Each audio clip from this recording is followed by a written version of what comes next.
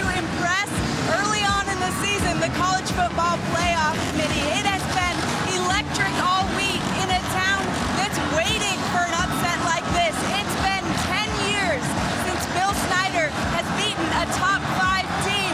The fans are ready for it. If you can't hear it behind me, the anticipation has been building all week. This is the scene last night, the type of atmosphere here in Manhattan you'd expect for one of the biggest home games in Kansas State history.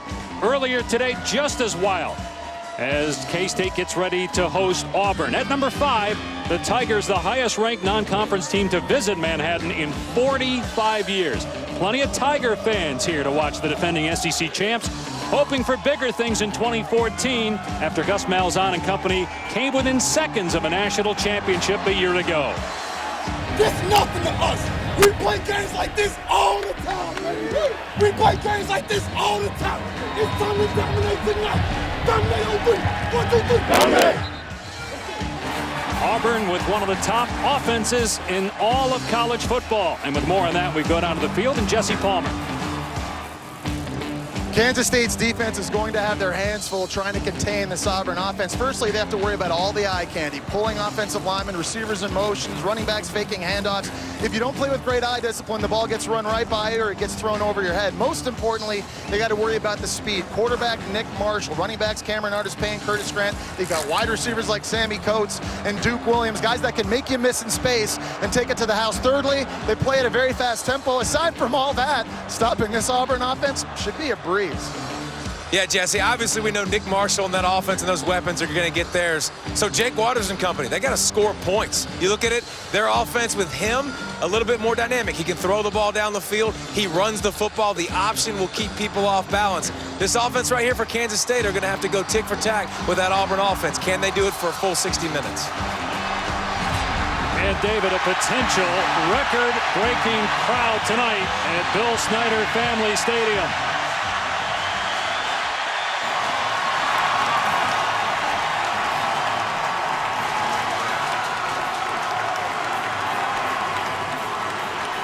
Kickoff between 20th ranked Kansas State and number 5 Auburn coming up.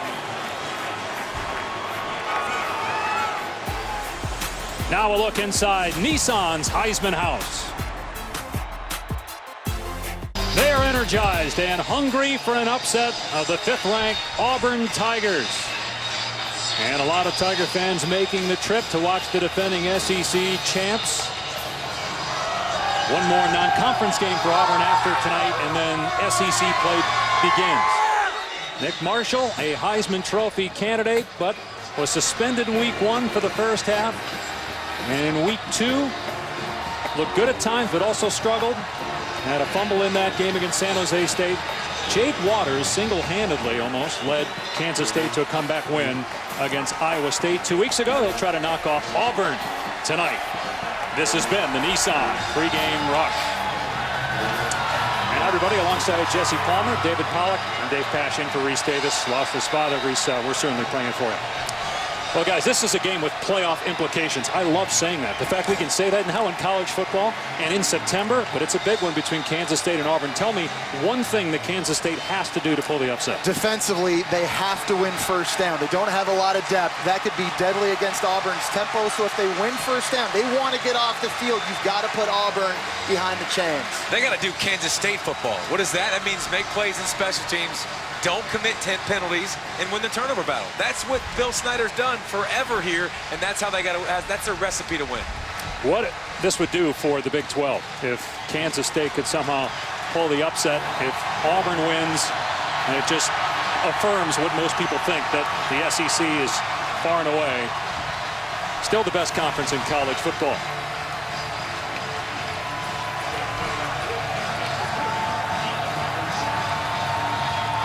And Bill Snyder, 23rd year 6 of his second stint. 2 years ago, they were in the national championship picture. A little bit of a struggle last year, played well down the stretch, finished 8-5. They're 2-0 this year. Malzahn's team 2-0. Some thought Auburn was lucky last year, many wondering if they're a one-year wonder. Maybe we'll begin to answer that question tonight. toss and will receive. That's Rock Thomas, a true freshman, very talented, who is deep, along with Corey Grant. And we are underway on Thursday night. That kick angled toward the sideline, and a big break here for Auburn to start the game with excellent field position as Patterson kicks it out of bounds.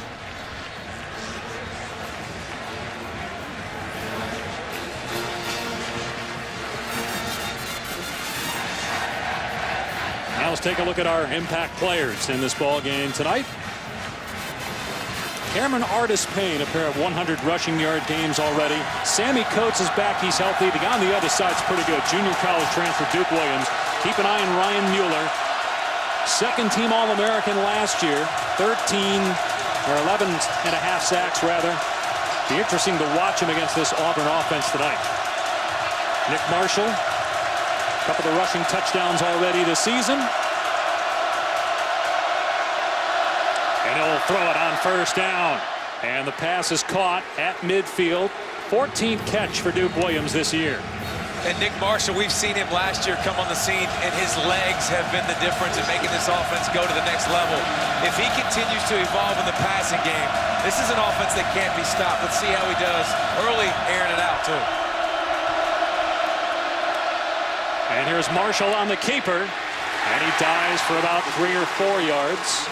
Tripped up by Dante Barnett, so second down and 7 coming up. This is a place that Gus Malzahn loves to crank the tempo up. After the first down of a drive is really where he puts the pedal to the metal.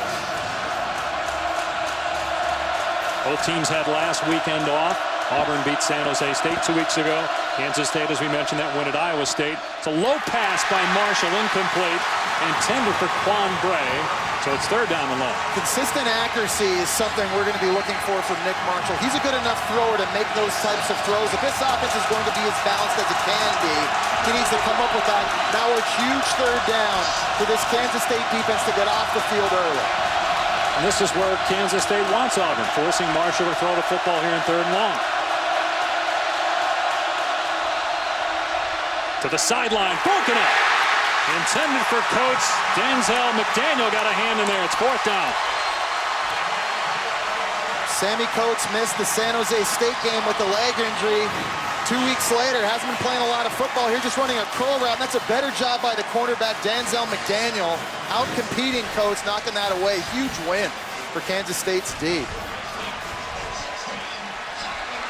And a true freshman punter for Auburn. Matthew Shield will boot it to Tyler Lockett. It's good for Kansas State that he's out there because he has not been 100%. They weren't sure if he was going to return punts tonight. Very dynamic player. And you see the true freshman have trouble with a snap. He gets rid of it, though. Does a great job. Look at that. Wow. Inside the 15 and out of bounds around the 12. Talk about disaster that could have been. I mean, Kansas State get a stop right out the gates and then watch the snap to the right. And he doesn't catch it, but look at the awareness just to make it a rugby-style kick that we've seen in college football and to avoid disaster early in the game. So our first look at Kansas State's offense, and Jake Waters, second-year junior college transfer from Iowa, as we look at our impact players, and Tyler Lockett, who last year caught over 80 footballs, 7 catches on the season. Casanova McKenzie, keep an eye on him at middle linebacker, and Montravius Adams, who is pushing people around week 2. Will they get the effort from him every snap, though, that the coaches are hoping? They need it in a game like this. First down to the K-State 12, and here's Waters running. Brought down after a gain of 2, grabbed at the ankles by Jonathan Ford. I think a big key in this game is which team can control the game with their tempo, and Kansas State wants to slow it down. In order to do that, they need Jake Waters to run the ball efficiently, and I think his physicality, guys, is going to be tested. You get the feeling this could be that game. He may have to tote it 20, 25 times against this Auburn defense.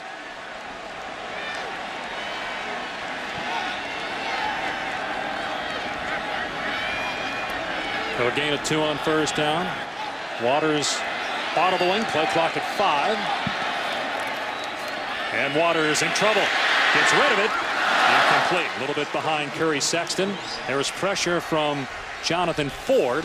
Auburn is without Jermaine Whitehead, the veteran safety who's suspended indefinitely. So They need guys like Ford to step up. And this is big picture for Auburn. They haven't had a great pass rush so far. You see them bringing extra bodies in the delayed blitz by Ford. They've got to be able to pressure the quarterback. It was a strength a year ago with D. Ford, Carl Lawson. Both those guys aren't here anymore. So we talked about Jake Waters being mobile. Big third down if you're Auburn's defense. You've got to contain him and keep him in the pocket. Do not let him get outside and use his legs. And that's the one thing Ellis Johnson, the D coordinator, stressed with us yesterday. And the pocket breaking down. There's contact in the secondary, and here comes the flag. The defender, Jonathan Jones, is saying he just got entangled with the receiver, Tyler Lockett, but this is going to be a first down.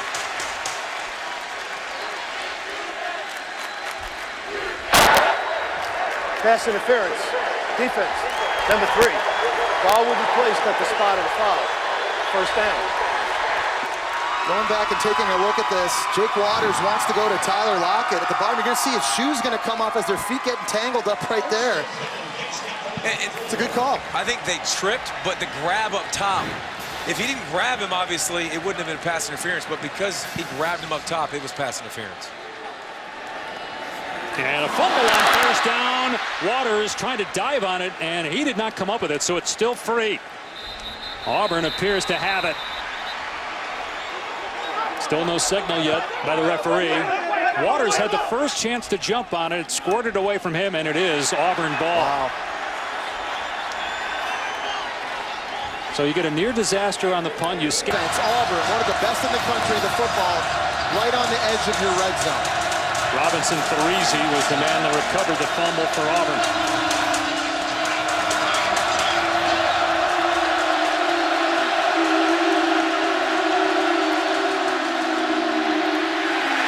And that time Artis Payne, Randall Evans was back there for Kansas State, had a big interception against Iowa State a couple weeks ago, so it'll be second down and 10. There's not a superstar per se on this Kansas State defense, but everybody does a good job playing in their gaps, and that time you see Randall Evans, a former walk-on, bringing pressure off the edge, doing a nice job with his speed, getting into the backfield, setting up second and 10. Speed, they got Corey Grant on the field now, too. They move him into the backfield and hand it off to him on the sweep, and he is knocked down for a loss. McDaniel, the 1-yard setback, third and long. And this is exactly the start that Kansas State wanted, but great job identifying personnel. When Corey Grant comes on the field, he's not running between the tackles. He wants to get out wide. Great job by Kansas State understanding that and being ready for it. So another situation for Nick Marshall, third and long, having to deliver. Remember, very loud, very hard to communicate down on this end of the field playing on the road. Already an incompletion on third down and 7. And Marshall taken down, but he doesn't have the ball. It's Corey Grant. He only gets to the 17, though, brought down by Green. You guys talked about it when you were watching film yesterday about tackling a guy even if he doesn't have the ball. They did that on Marshall, but they also got the guy that did have the ball, Corey Grant, fourth down. See Ryan Mueller, number 44, coming off the edge. He takes Nick Marshall, forces him to hand the football off, and after that, it's incumbent upon this secondary making tackles in the open field, and so far on 2 drives, they've done a very good job of that. Daniel Carson, redshirt freshman place kicker. He had been punting also this year, a 34-yard attempt. Only his 4th field goal try this year.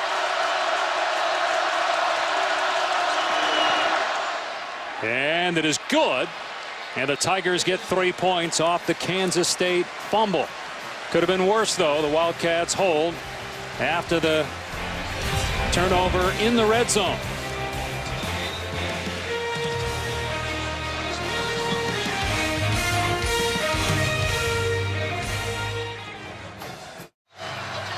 Along with David Pollack, Jesse Palmer, Sam Ponder down in the field, I'm Dave Pash. 3-0 Auburn. And if you're Kansas State, all right, obviously discouraged about the fumble, but encouraged that your defense was able to hold, right? Well, I think the big question for everybody was, could Kansas State handle the stage? We talked about Auburn being the highest-ranked non-conference opponent here since 1969. You got the SEC champion, nationally televised game. All week they've been talking about a record crowd, and, you know, opening kickoff goes out of bounds. You turn the ball over early for Bill Snyder. You'd like to see your team. There's a lot of juniors and seniors and a lot of experience respond better. Lockett is the deep man. He's returned 4 for touchdowns, but he won't even get a shot here. It will come out to the 25. Saturday night on ABC, presented by Wells Fargo, the #1 team in the country, Florida State, taking on Clemson. Remember, last year the Seminoles went to Death Valley and smoked the Tigers. They won't have Jameis Winston, though, suspended for the first half. Sean McGuire makes his first career start. Only 5 games in his career. And Winston will play the second half. Would you guys agree with the 1-half suspension? I don't. I don't think. I think you needed to make a point. I think a half a game doesn't necessarily make a point. I like it because I think they could lose the game now that Winston's not playing the first half. Here's Robinson trying to pick a hole. Instead, he is grabbed up and thrown down by Gabe Wright at the point of attack. No gain. The defensive line is supposed to be the strength for Auburn's defense, but they've been wildly inconsistent. And guys like Gabe Wright, who started the year playing outside of defensive ends, moved back to his natural position at defensive tackle. He's quick. He can win those one-on-ones. You're going to see Montravius Adams, Elijah Daniels, some of these other guys, they've got to play at a very high level all game long for Auburn.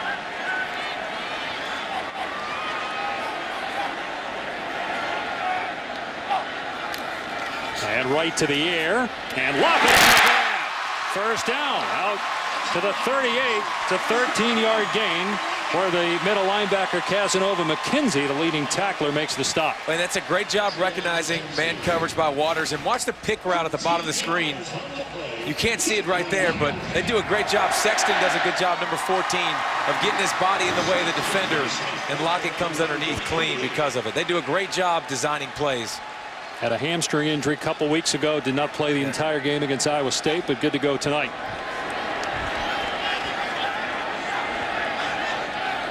Auburn stacking the box. Here's a forward pass that Lockett could not break a tackle. Otherwise, it would have had a first down. Holsey, who is starting for the suspended Whitehead, made the tackle. That's one thing about Kansas State's offense, guys. They force you to be physical on defense. It's not just stopping the power running game, but it's on the perimeter of the field. Forcing defensive backs to get off blocks. That time, number 3, Jonathan Jones, can't do it. And you're seeing an All-American last year, Tyler Lockett, getting looks early and often. That is a good game plan for Bill Snyder in Kansas State. Got 8 on first down. A shift by the offensive line for Kansas State. They're going to keep it on the ground this time, and Charles Jones, hard to run outside against Auburn, and several Tigers over there, including Rudy Ford, who maybe the tackle fans here wanted a flag, but not going to get it for late hit. I don't think Auburn really respects their ability to throw the football. They got a lot of guys close to the line of scrimmage. You're going to see safety Jonathan Ford, a lot of speed. There's a lot of speed all over the field for Auburn, but Ford was a guy that they flirted with moving to cornerback. They flirted with moving him to running back this offseason. Very good athlete. And again, you mentioned no Jermaine Whitehead in the secondary. They need him to make plays. Third down, you still got to respect Jake Waters. He's a runner. You see him do it over and over again with his feet, being able to scramble. Clear the middle of the field right now. Yep. Waters going to throw, and right at the first down marker, the catch is made by Curry Sexton. We'll see where they spot it. And it looks like he's going to be just short. 4th down and half a yard. Oof. What do you think? Bill Snyder keeping his offense on the field here. You agree with that? Well, I'll tell you what, they've been very good on 4th down this year. In this situation, they like to go quarterback sneak with Jake Waters. That's the thing they do on 4th and 1. Or they go Wildcat. They've done both. They got Waters under center here. Got the fullback, Gronkowski. Maybe they'll just try to draw Auburn offside here if they can, and they do it. Angelo Blackson shoves the center, B.J. Finney, and it'll be a first down. I think Angelo Blackson's coming out of the game. Offside, defense, number 86. 5-yard penalty, first down. Now they also got Devontae Lambert. I play defensive line. I have forgiveness for people jumping off sides, but never a nose tackle. Never a guy that's lined up literally. You're lined up on the ball. You can't jump off sides when you're lined up on the ball. And also, you're a senior, and you understand situationally 4th and short. Big hole here for Jones into the secondary. Tripped up by Holsey, but still gets inside the 35-yard line. 13 more yards for Kansas State. This is a very experienced offensive line. They do a great job playing in unison. This is a simple zone blocking scheme. Charles Jones, tremendous vision there on the cutback lane. Explosive play.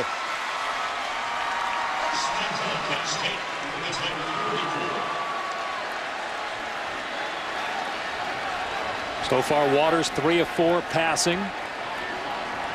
Carried the ball a couple times. First down inside the Auburn 35.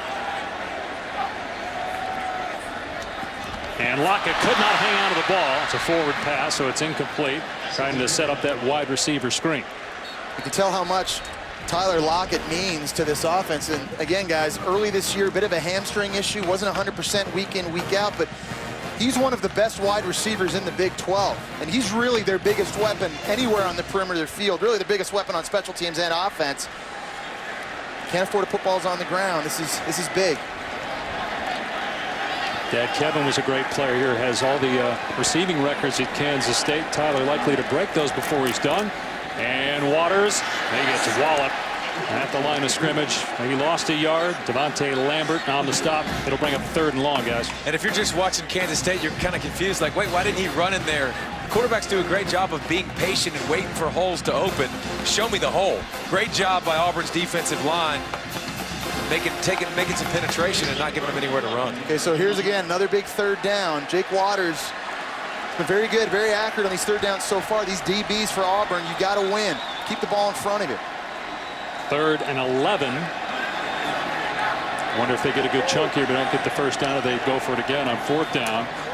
Waters with time, and the pass is first down to the 15-yard line. Cody Cook,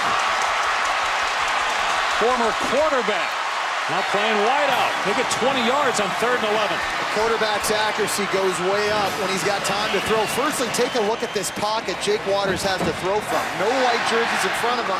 Able to survey the field. He finds a former quarterback in Cody Cook, JUCO transfer, making the nice catch. Well, you guys wondered about Auburn's defense. They've given up 3rd down 11 there, 20-yard completion. We'll see how they respond now that they're in the red zone. Here's a fade to the end zone. It was caught. There's a flag down. He was out of bounds. Lockett caught it anyway. He was out of bounds, but another penalty marker, likely for interference on Auburn. Jonathan Jones defending Lockett again. It's going to be the 2nd pass interference call on Jones. Ball stayed up there a while, huh? Yeah. Pass interference, number 3 of the defense. The ball will be placed on the 2-yard line. It's down. Guys like that call, taking that shot there after picking up the first down, Dave? And Lockett's only 5'11", but make no mistake, he gets up there and makes contested catches all the time, just like right here. I mean, he has great concentration. He got his feet. He wasn't even close to inbounds when the pass interference happened. And you got to force feed him. He's the guy on the field that could easily, you say, could go for Auburn and play. I mean, he's that talented. He's one of the best in this position in this country. So they love the Wildcat down here close. Here's Charles Jones lining up in the backfield. All 4 of his rushing touchdowns this year have come from this formation.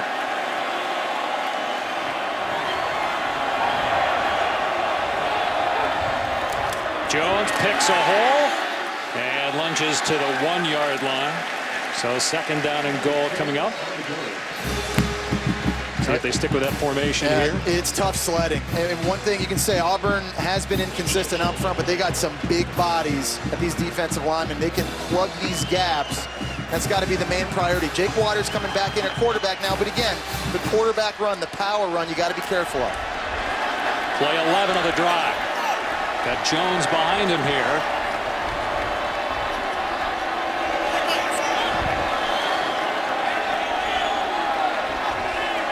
Waters to the air, and through the hands of the wide receiver and picked off by Jones. Unable to come up with a catch was Tyler Lockett. Jones flagged twice already in the first quarter. Now gets an interception.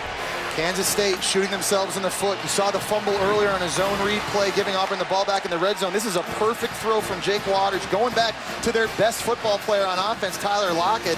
2nd time he's dropped it. Big turnover for Auburn. Got to make that catch. You want to beat Auburn right in the chest. So no points, and Auburn already +2 takeaways.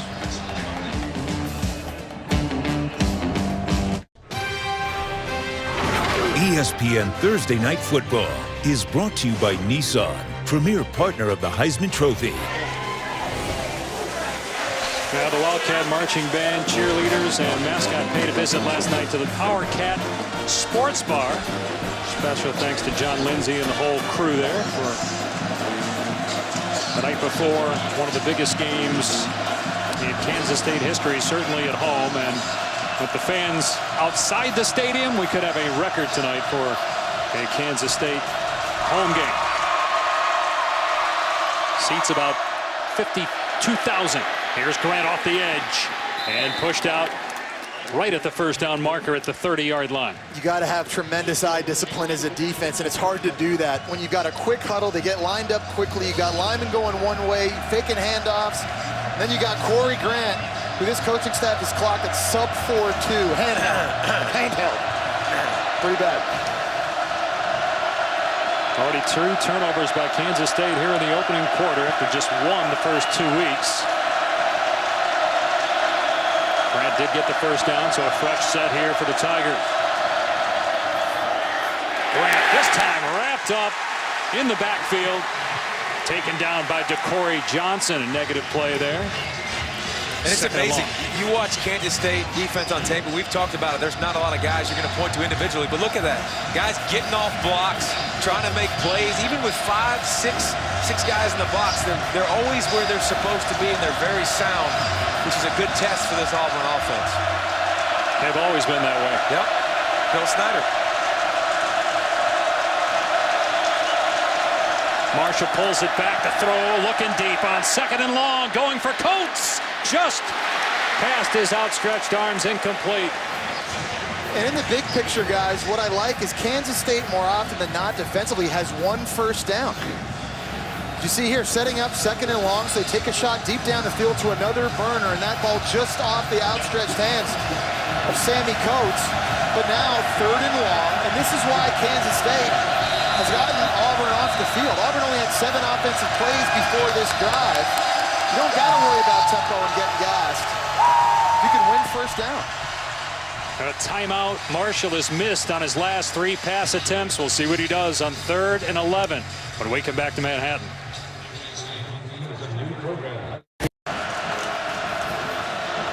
Back in Manhattan, Auburn leading 3-0. They've taken the ball away twice from Kansas State. Held to 3 on the first time. The last turnover came in the end zone. It's Ryan Mueller at the top. He's their best pass rusher. He's got the crowd behind him. Trying to get their first 3rd down conversion of the night. Pass thrown underneath. And they do a good job wrapping up the receiver, Marcus Davis. Randall Evans, it's a one-on-one out there on that sideline, and it's 4th down. But again, winning first down, setting up 3rd and long, and then tackling in space. Something you must do against all of this speed and the playmakers Auburn has in the perimeter. This has been a very impressive start for Kansas State's defense. That's the side of the ball we thought might struggle here in the first quarter, whereas the offense turned it over twice. Really unforced errors, too. You had the fumble on the exchange and then just the drop by Lockett. Short punt. And a different punter that time. And Lockett has room. Lockett past the 45. Great return by Lockett inside the 45-yard line of Auburn.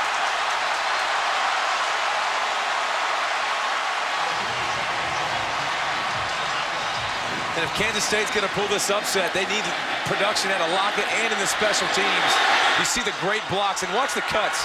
In the open field, he's as dangerous as anybody in college football. They need Lockett to make plays. He already messed up on the missed touchdown and cost him an interception.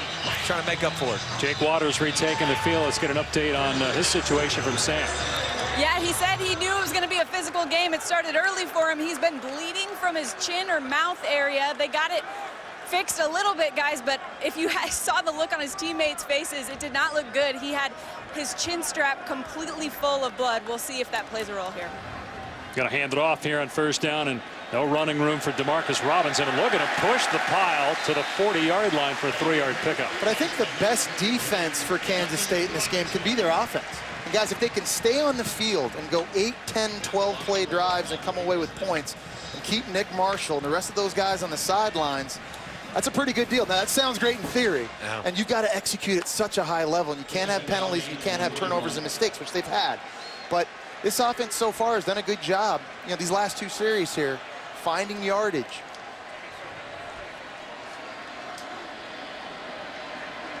About to run their 16th play here of the opening quarter. They had Waters to the air. A pass high, but pulled in by Curry Sexton. Ford there on the coverage, couple of yards short of the first down. So third down and about 2. And it's very simple what Kansas State's doing right now. When you're playing off and you're leaving him open, he's throwing it right now. It's quick routes. You're going to pay a lot of attention to Lockett. But look right here. Look at the cushion right here you got. Huge cushion. That's an easy throw. It's stealing. Remember, they're without their best safety in this ball game. Playing safe, playing back. You've got to close that gap or else they're going to throw it all game long. They got their heavy package in here for 3rd and 1 with Gronkowski at fullback. Yes, that is one of the Gronk brothers. He's the youngest of 5. Here's the pitch to Robinson. And he steps out of bounds after he gets the first down to the 31. Right on cue with Gronk, wasn't it? We just mentioned him. He's dangerous in this offense because of his ability catching the football. But take a look right here, number 48 on this option play outside. Watch him outflank the defense, get his shoulder pad square, and he's able to cut linebacker Chris Frost. And that allows Robinson to get the edge and convert that first down. Yeah, Rob tweeting at his brother tonight. And Waters on the keeper. Had to spin away from Ford. Took another shot. He's to the 27 for 4 yards. Bro Powers, hashtag. There's a lot of them, by the way. It's not just Rob. Yeah, there's 5 of them. Football family. And this one's actually quiet. That's what they told us. Are you saying the other ones aren't? Well, I mean, maybe a little bit louder.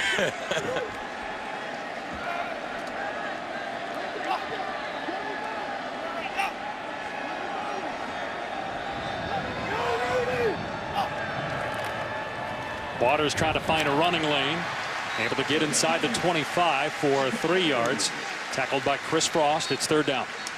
It's almost like having another running back in the backfield. And if you remember watching Colin Klein at Kansas State, it was much of the same. Power running game. It's not like Auburn where it's finesse with Nick Marshall. Jake Waters is going downhill. And as a defense, it wears you out after a while having to tackle a big quarterback for 4 quarters. Colin Klein is on the staff, by the way. Yeah. Defensive quality control is what he's doing, but does work with quarterback some. 3rd down and 3. You got the cushion to get at the bottom right here. And Waters instead throws incomplete. Not sure if there was miscommunication between Waters and either Sexton or Lockett, but it's 4th down, and here comes the field goal team. It looked like that time he was trying to throw that tunnel screen down to Tyler Lockett, which we've seen him try both sides of the field oftentimes in this first quarter.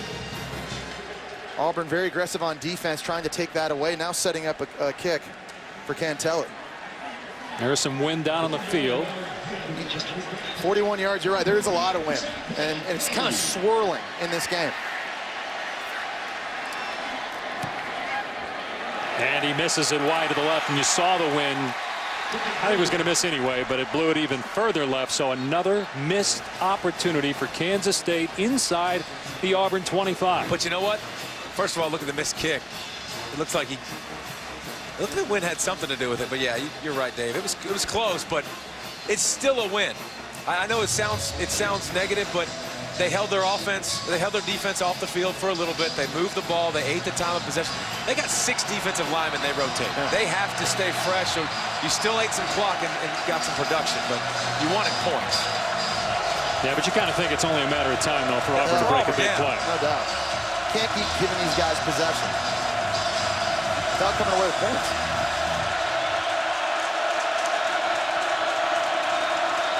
Hardest Payne shifting into the backfield with Marshall.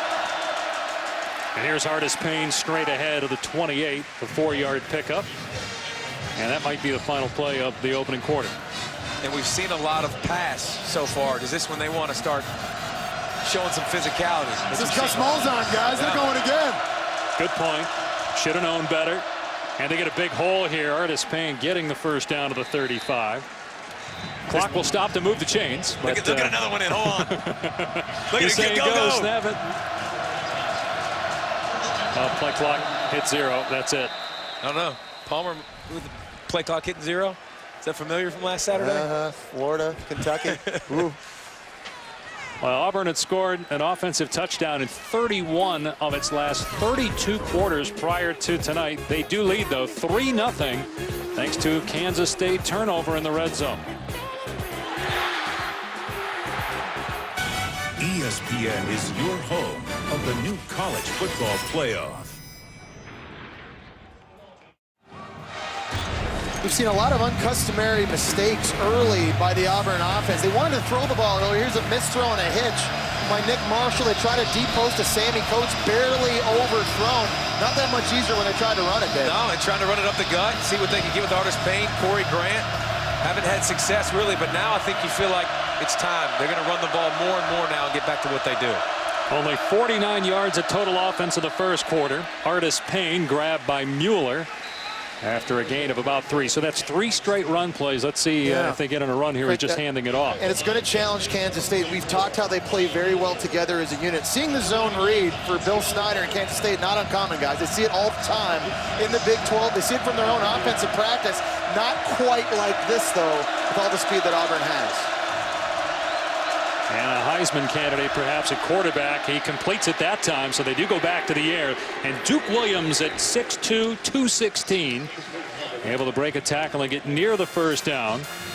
And really giving Auburn another weapon on the outside opposite Sammy Coates. You see Gus Malzahn going back up. Super tempo right now.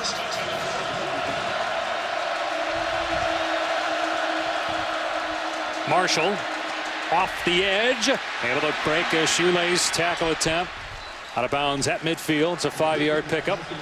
But guys, Kansas State defensively, they don't sub a lot of guys. And, and they told us that they were ready. They trust their conditioning, ready for a 12-round fight. Gus Malzahn wants to crank up the plays and see if he can tire this Kansas State defense out. So the passing numbers there for Marshall. Will hand it off to Artis Payne, and look at Mueller again in there on the stop. Senior from Leawood, Kansas, former walk-on, one of the best pass rushers in the Big 12. And it's third and medium. This is still where you want Auburn's offense if you're Kansas State. Get them in these situations where you have to pass. You also have to worry about containing the pocket. And don't let Nick Marshall run. So what if you're Auburn, a guy that's shown up in the first 2 games, and even in this game, Duke Williams, #1 JUCO player a year ago at the top of the screen. And you got Coates at the bottom of the screen. And Marshall's looking for Duke, but it's batted down, incomplete. Travis Britz, who's one of the best at blocking kicks, got up high to knock down the pass. It's 4th down. Nick Marshall had the one-on-one matchup to Duke Williams, lining up against Danzel McDaniel at the top. But here's Britz, 6'4", great job. Knows he's not going to get to the quarterback. Put your hands up, bat that ball down. And we talked about all that speed on the outside. Kansas State, they're okay playing man coverage on the outside. You've seen it early. DB's holding up fine against Duke Williams. And Sammy Coates on the outside. And Gus had seen enough of Matthew Shield, the true freshman punter, so he's going to Carlson again here to boot it away. Shield, remember, dropped the snap. Still able to get the punt away. This is a short kick to win. Holding that up. Almost hit a Kansas State player, but Wildcats will have possession. Auburn's offense unable to get anything going. 0 for 4 on 3rd down, but a 3-0 lead.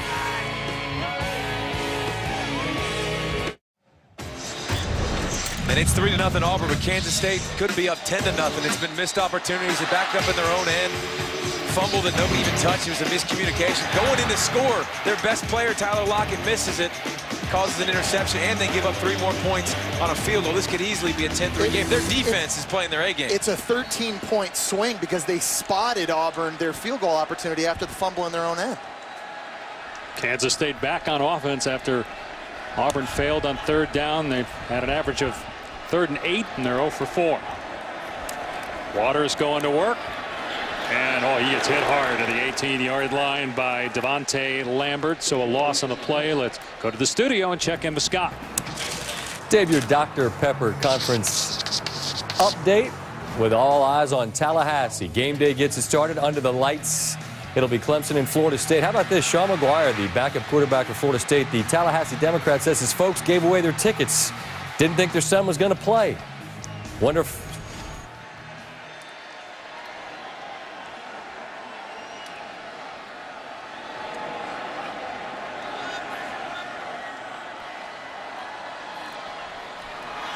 Waters on 2nd and 12, throws it away. He was outside the pocket there. We lost Scott there. But Waters trying to get outside the pocket to at least throw it away to avoid the flag, and did. See Auburn with very good eye discipline on that play. Kansas State's got their tricks up their sleeve too, and on that time it looked like they were almost setting up a shovel pass underneath to running back to Marcus Robinson with the option at the bubble outside, but Auburn doing a good job staying home, now setting up a 3rd and long for K-State.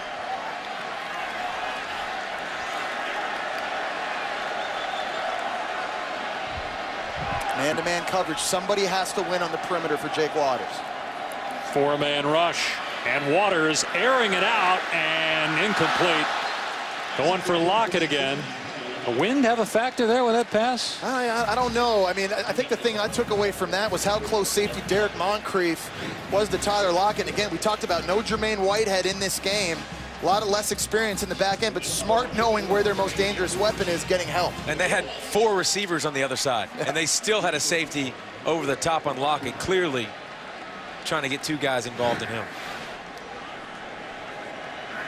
Nick Walsh will punt it deep to Quan Bray, who had a punt return for a score 2 weeks ago. And fair caught at the 38-yard line. So Auburn just 65 yards of total offense.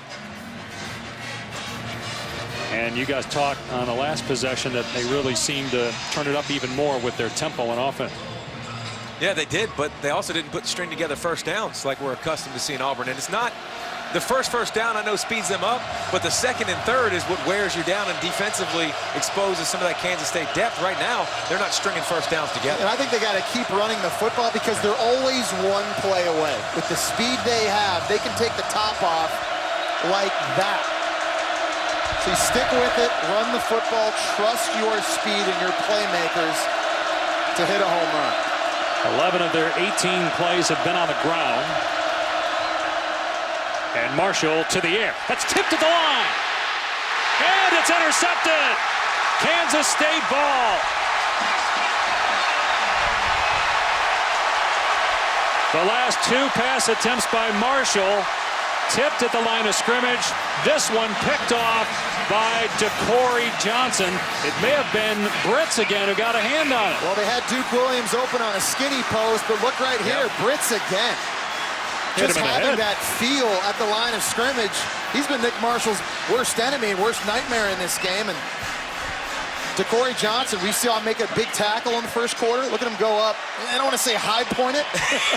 Kind of low points it, but nonetheless, another crucial turnover. And hey, this defense doesn't have a lot of depth. They're getting some water. They're feeling good on the sidelines. They got all their air. Look at them. They feel comfortable, smiling.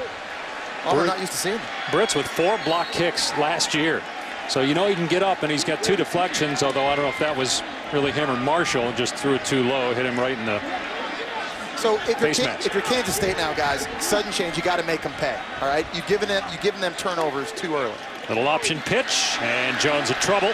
And down he goes at the 43. Threese was back there. He even had big Montravius Adams in the backfield also. And there's a cat and mouse game going on too, with looking at what you see, but running the speed option, changing it up. That's what they do offensively. They do all kinds of things. You get to thinking about the quarterback run game. They run the speed option on the perimeter. They run bubbles. They get you confused, but Auburn did a good job of adjusting their defense when Kansas State audible. Yeah, both these teams had a bye week, and I think that's kind of showing up right now. Look dialed in. Already 5 tackles for a loss for Auburn in this game. Play clock down to 4. Waters on 2nd and long. Has a completion of Lockett. Gets back to the original line of scrimmage at the 39. That'll bring up 3rd down and 10. And we talked about how Auburn defensively does not want to let Jake Waters get out of the pocket. Look what they do here on the outside. They got Chris Frost and Casanova McKenzie. They're 2 linebackers, essentially creating a 5-man front, just trying to create a fence around Jake Waters so that if he thinks about scrambling, he's not going to be able to get away outside. If Auburn brings pressure here, 3rd down and 10. And Waters setting up the wide receiver screen to Lockett, but he is tackled at the line of scrimmage. Blackson made a mistake on the offside earlier. A good play there. So 4th down and long See if they punt it and try to pin Auburn deep. Well, and again, it's a missed opportunity if you're Kansas, guys. You get a huge turnover in Auburn territory. This is the defending SEC champs. If you're going to beat them tonight, you've got to take advantage of that. You've got to put points on the board. There's got to be some sort of payoff. And they haven't done that once. No. They've turned it over themselves. Down at the 1-yard line in the first quarter. Walsh gets it away. And a couple K-State players down there. And they keep it from going into the end zone. Great punt. Hang time gave Morgan Burns plenty of time to get down there and catch the football at the 1. And coming off a turnover by Marshall. We'll see how he handles the next possession. Great job by K-State's special teams.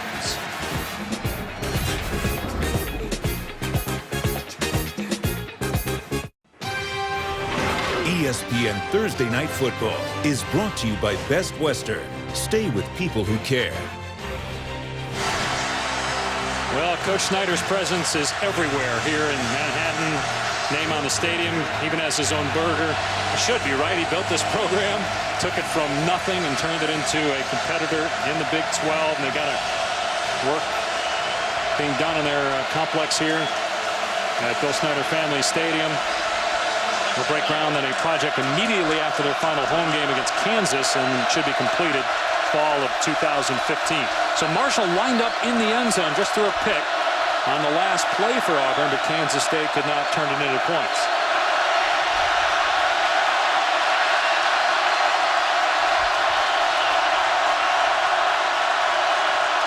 Marshall on a half roll and dropped at the 7-yard line by Ricardo Lewis. Incomplete.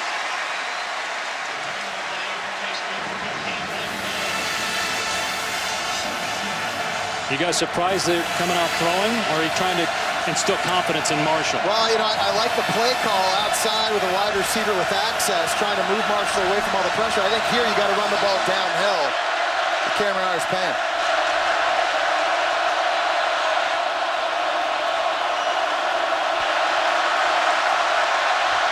Marshall talking to his lineman, hard to hear. Play clock down to 3. Another pass play. This one's caught by Coates for a first down out to the 14-yard line. And it's tricky if you're Kansas State because you'd love to say, hey, just press him. Yeah. Don't give him the easy throw. But you've got Sammy Coates on one side. You got Duke Williams on the other side. Guys that can fly. You don't want to give up the home run right now. Artis-Payne falls forward to the 15 for a couple. Randall Evans on the stop.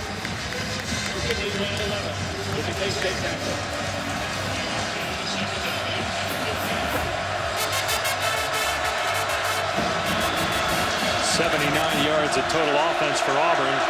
Still haven't converted on 3rd down. This is 2nd down and 8. Cameron Artis-Payne now shifting out. He's replacing Trey Mason, who had over 1,800 yards, 23 touchdowns, was a Heisman finalist last year. He's looked good so far, though, in the first 2 games. They'll throw it to him here. And he's past the 20, breaks a tackle. Out to the 30, 15-yard pickup. And you know Kansas State's playing good defense if Gus Malzahn's running this play. They usually don't have a lot of variety in their playbook. They're not throwing to the backs of the backfield typically in the past. Great mix-up. Now they're right back on the line of scrimmage to try to get the tempo. Malzahn wants it spotted quicker by the center judge as Artis-Payne is up to the 34-yard line. You're kind of seeing the new and improved Cameron Artis-Payne. He lost 8 to 12 pounds in the offseason. He looks a lot quicker. He's able to change direction so that you can spit him the football out into the flats like they just did 2 plays ago, make guys miss.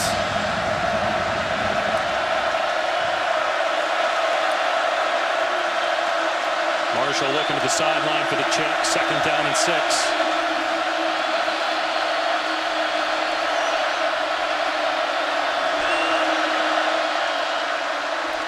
Marshall airing it out, overthrown as Sammy Coates stopped his route. So 3rd down coming up. And it's hard to throw with this weather and with this wind, guys. We've said it's swirling all along, and Auburn hasn't been accurate yet when they try to throw the football deep down the field. Here's another 3rd and long situation.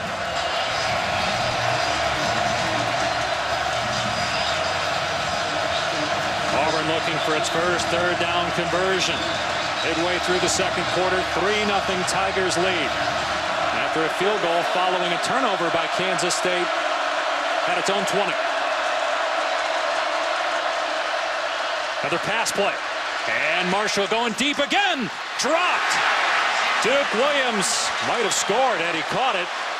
Instead, it's 4th down, and Auburn 0 for 5 now on 3rd down. So you finally have time by your offensive line. The ball finally doesn't get batted down. Duke Williams has this guy beat again. He's just got to come down with the catch. We've given him a lot of love, and he's a great athlete on the outside, but those are the kind of plays that this offense goes to the next level. If you can make those plays and make this defense back up, you got to make that. Sloppy game so far. A lot of drops, turnovers, penalties. 4th down. And Lockett has to back up for that punt. Lockett still going backwards. Now turns it upfield at the 30. Lockett past the 40 and then tackled out of bounds. A flag? No, not yet. Still a good return.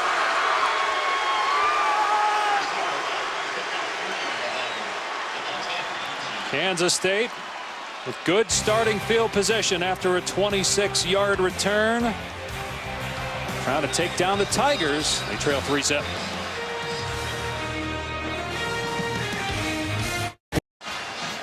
Saturday night ESPN College Football Primetime presented by Hampton Hotels at 7 Eastern from Baton Rouge, LSU, and Mississippi State. Could be a good one in conference. Auburn right now struggling out of conference at Kansas State, and a huge possession here for the Wildcats midway through the 2nd quarter. Not been able to capitalize on good field position after 2 punt returns by Lockett. And they get a big running lane here for DeMarcus Robinson. A 9-yard pickup into Tiger territory. The thing I like about Kansas State and watching them on film, they're very creative in the running game. It's quarterback runs, it's the Wildcat, but then they also have just conventional stuff with running backs downhill. They've got 2 running backs, this time DeMarcus Robinson. When they see a crease, they hit it.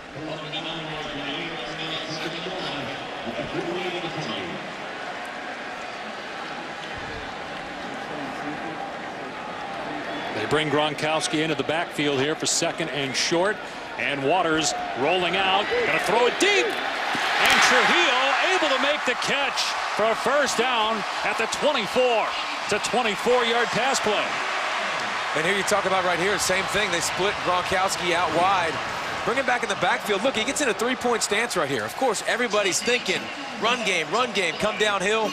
Great job pulling the ball out of the halfback's stomach and then making a good throw. Perfect throw right in the window. 22-yard gain. They spot him out at the 26. 5th catch for Trujillo. That's how many he had last year. Waters on the keeper. And Frost is there to take him down at the line of scrimmage. No gain.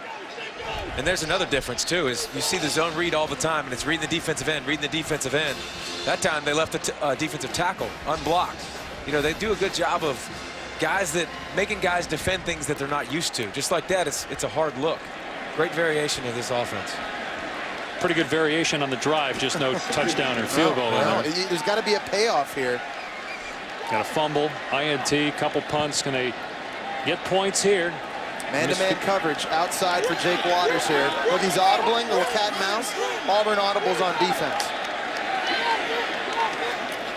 Waters complete inside the 20-yard line and spinning away is Curry Sexton to the 5 and tackled inside the 5 for 1st and goal. Well, there's that cat and mouse game we talked about. Jake Waters went to a slant route. He thought he was going to get man-to-man coverage, and Auburn backed out of it. So he throws us in the slot. This goes right over the head of their star, their nickel defender, Justin Garrett, who could have picked that off. Instead, they get a great catch and run by Curry Sexton. A little fortuitous. Big word I learned. They're inside the 5. Last time down here, there was an interception. They'll keep it on the ground with Robinson. Trying to push the pile. Can't.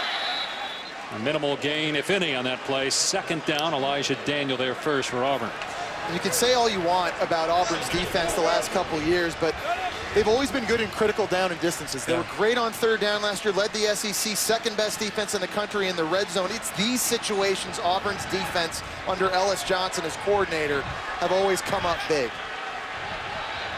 Bottom of the screen right here is where they've been working the pass game with the pick routes and the quick throws. You see man coverage. Now they're checking. And the play clock at 3. Waters hands it off. Robinson in. Touchdown, K-State.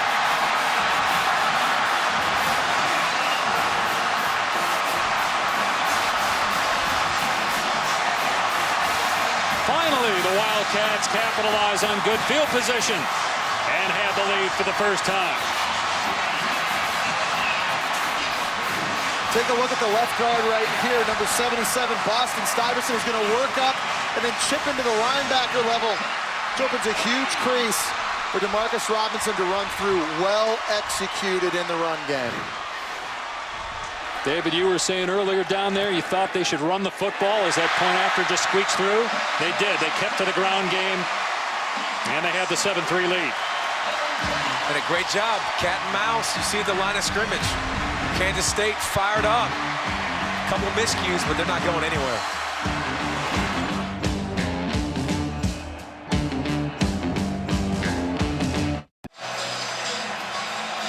Demarcus Robinson, a senior from Wichita, Kansas, with his first career touchdown. In case you missed it, video is now posted on the SportsCenter app, available on your mobile devices and tablets whenever you need it.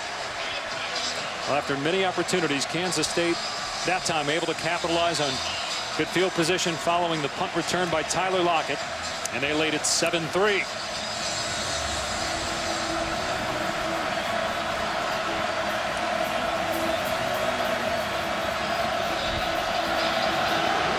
Patterson booting it away,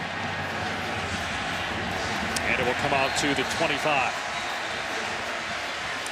And guys, we know Auburn's a running team, but all of the missed opportunities for them have come in the passing game early on. Sammy Coates, their fastest wide receiver, is open on a post. It's overthrown. They try him again on a go route down the left sideline, no dice. And finally, Duke Williams wins his one-on-one in the seam. It's a perfect throw by Nick Marshall, dropped on a critical third down.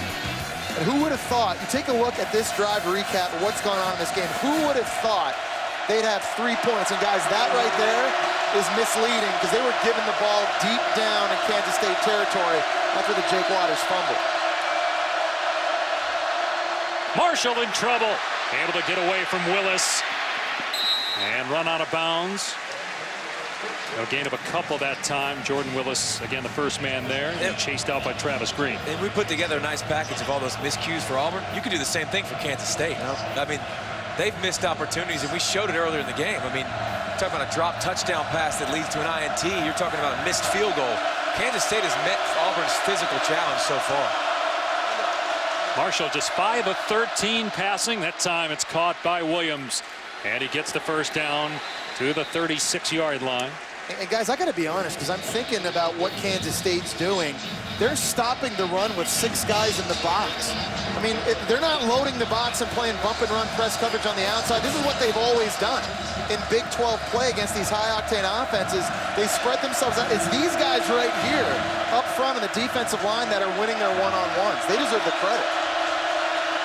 Marshall to throw again, pumps, looking deep, going for Duke. And he dropped it again inside the 30. Dante Barnett was covering. Did he get a piece of the ball, or did Williams just cough it up? This isn't easy to do. This Duke Williams has an unbelievable catch radius. You put the ball anywhere near his body, he generally comes down. We saw one drop earlier. I think right here. You make him turn. Yeah. And that's why I think he should catch. Now, it looks like Dante Barnett got that arm in there a little bit early, but I think that's good defense on the double move. See the lack of punch by Auburn's offense. 0 for 5 on third down. This is 2nd and 10 as Marshall going to take off. And he's past the 40 to the 43-yard line. Morgan Burns didn't fall for the pump fake. But Kansas State making everything difficult. I mean, that was a great play by Nick Marshall, to scramble and get 6 yards, but he had to fight off a guy. He had to fight off 2 guys, outrun a few guys. Great job by Kansas State defense, keeping everything in front of them. So those defensive tackles now, Travis Britz and Valentino Coleman, they've had a couple knockdowns early in this game, expecting a quick throw. Can Auburn get its first third down conversion? 4 to go. Little half roll for Marshall. And this one is caught for a first down by Quan Bray. And that is a tremendous play call by Gus Malzahn. We just talked about it. Everything he's tried to throw over the middle has gotten knocked down if it's been a short throw. So move the pocket, get Nick Marshall outside away from those defenders and those arms. How about more passes than runs for Auburn right now? Never would have said that. Marshall can't get outside. DeCorey Johnson tracks him down for a 2-yard setback. Now, I was watching the film of Kansas State. I didn't see a lot of blazing speed, but number 32 was the guy that flashed to me with the ability to go sideline to sideline. You've seen DeCorey Johnson, normally a backup to linebacker Jonathan Truman. He's made a lot of plays on the field at the same time with Truman right now, 2 experienced senior linebackers.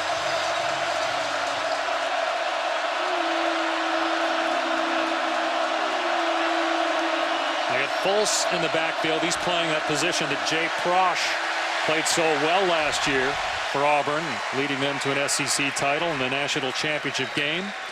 Some think he might be the most important player that they lost from that team a year ago. At 2nd and long when we come back.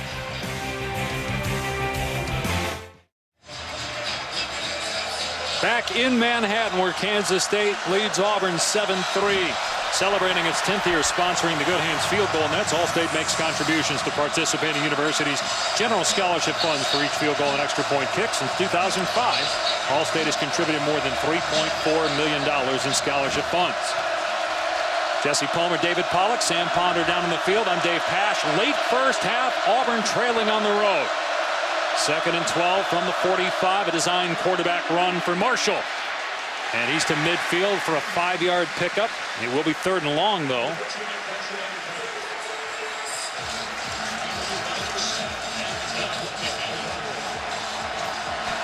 Auburn 1 of 6 on 3rd downs, and they just got that initial 3rd down conversion a moment ago. Big substitution for Kansas State coming on the field now, getting fresh bodies. They bring in Elijah Lee at the top of the screen, number 9. A lot of speed. He's a backup linebacker that specializes in these situations. Got his hand down here. 3rd down and 7. Marshall to the air. Marshall's pass is caught. That was a dart thrown to Duke Williams to the 40 of Kansas State. How big would it be for this Auburn offense to get a score going in at halftime? It would absolutely be huge, but a nice job understanding where his access is in the slot, off coverage, best possession receiver. Pitch and catch. Play 9 of the drive. Inside 2 minutes to go in the half. Marshall pulls it back, looking deep again. And he's got a man inside the 20. Broken tackle. Lewis inside the 5. Touchdown, Auburn. And just like that, after a 40-yard catch, the Tigers retake the lead. First thing I was impressed about with this throw was Nick Marshall throwing under duress. Had to change his body position in the pocket to get rid of it. And they're going for 2 guys. They're lined up to snap it. They've got Wallace lined up at quarterback. Now they shift back.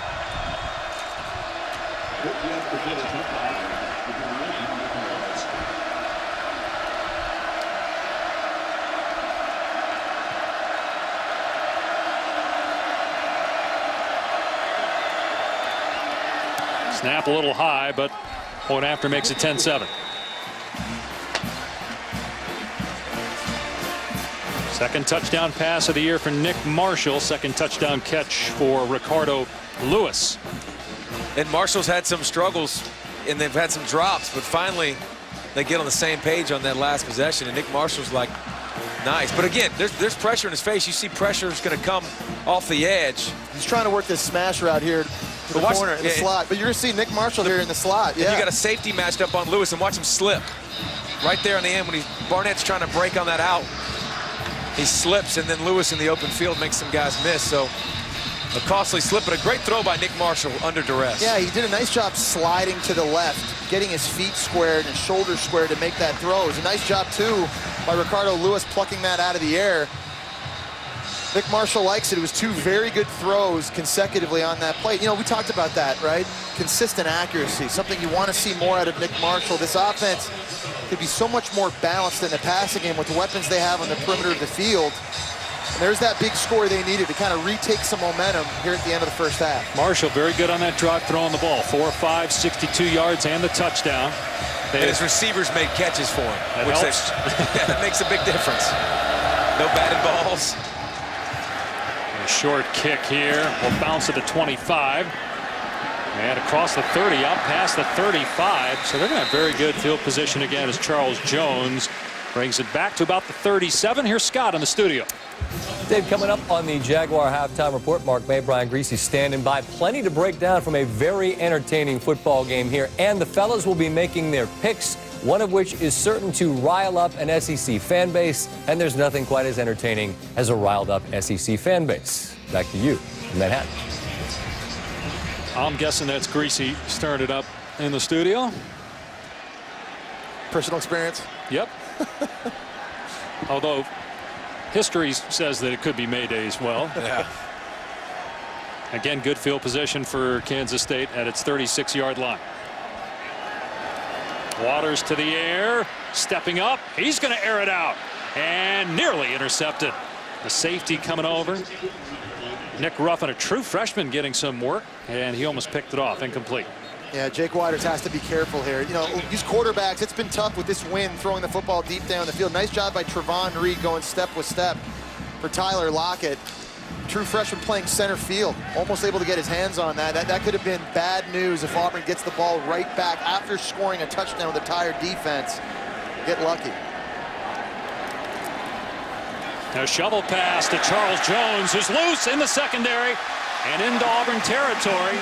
3 timeouts, minute 16. Clock will stop as they reset the chains. You see Kansas State putting Casanova McKenzie, the linebacker, in a no-win situation. Here he is out here in the shovel pass. What do? You take the quarterback or you stay inside? Can't guess right. They got 16 yards on that play. Auburn stacking the box. Jones again trying to fight through a tackle. Trampled by a pair of 300-pounders, Blackson and Adams. 3-yard gain and a timeout, 1 minute on the clock. 2 left for K-State. I wondered if they were going to use a timeout there too. They were going slow. They're going to speed it up. Now, no other night is Monday night, and the Bears coming off an impressive win against the 49ers. Now they've got the Jets and Geno Smith, Monday 8:15. He's playing better this year, and Jay Cutler with those great wide receivers. Should be a good game Monday night. Starts the Monday night countdown at 6 Eastern time. In Chicago last weekend. Yep. All their banged up wide receivers. Down early too. Down what, 17? San Francisco, yeah. Just the way they came back, the way Cutler played. Unbelievable. All right, guys, play call wise here, what do we expect? Got a minute left. You're on Auburn's side of the field. Well, you know, I think points are at a premium. At minimum, you want to come out of this with a field goal going into halftime tied, which would be a huge win for the confidence of your team. So I think, you know, you're not getting crazy and wild. You're not just, you know, this isn't the greatest show on turf, spinning it all over the place. Most of their plays have been run in Auburn territory. Pump fake by Waters, going to throw it to his check down Trujillo. He's upended inside the 45, around the 41-yard line. And that's what I'm talking about. That's so smart by Jake Waters. He wanted to pump. He wanted to double move on the outside, take a big shot down the field. It's not there. Don't need to freak out. Check it down to your tailback. Live to play another day. And that's great discipline by Auburn's defense. Yeah. Take away the deep stuff. If you want to complete that right now with 50 seconds left in the half, you can have those. Come up and tackle, let the clock run, make you use timeouts. Except next time, try to keep you in bounds. 3rd down and 3. Going to be a pass. Waters has it complete to Sexton inside the 30, heading for the sideline. Kansas State ball at the 27-yard line. 1st down with 45 seconds left. It was another very clean pocket to throw from if you're Jake Waters. See her little stack release with Tyler Lockett and the slot receiver Sexton. just finding a soft spot in his zone. Easy target, easy throw, easy first. Now keep in mind, as they're inside the 30 here, we've already seen a missed field goal. You got the wind swirling. This is at the other end, went a little bit behind the kicker. Plenty of time, though, and 2 timeouts. Going to be another pass here for Waters, and it's caught by Lockett. Takes a shot, but he hangs on this time. First down inside the 15. And a great job moving Tyler Lockett around, bring him across the formation so you can't double team him. And he absolutely smoked Justin Garrett. Making amends for his play earlier. A couple drops. Clock starts on the ready for play there.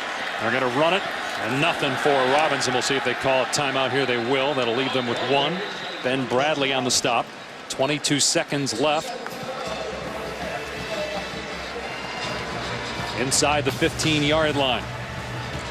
Guys, we had talked throughout the day, earlier on SportsCenter, College Football Live, about Auburn's offense and whether, forget Kansas State, anybody could stop their offense. You surprised? I am surprised. Part of it's been miscues by Auburn. They've been shooting themselves in the foot at times, but you got to give Kansas State so much credit defensively. They're nowhere near the same athletes on their side of the ball. They're playing their scheme perfectly, keeping the ball in front of them. Very, very impressed with that. They've met the physical challenge of Auburn, which a lot of people haven't done over the past, and they're just annoying. I mean, they're doing a great job.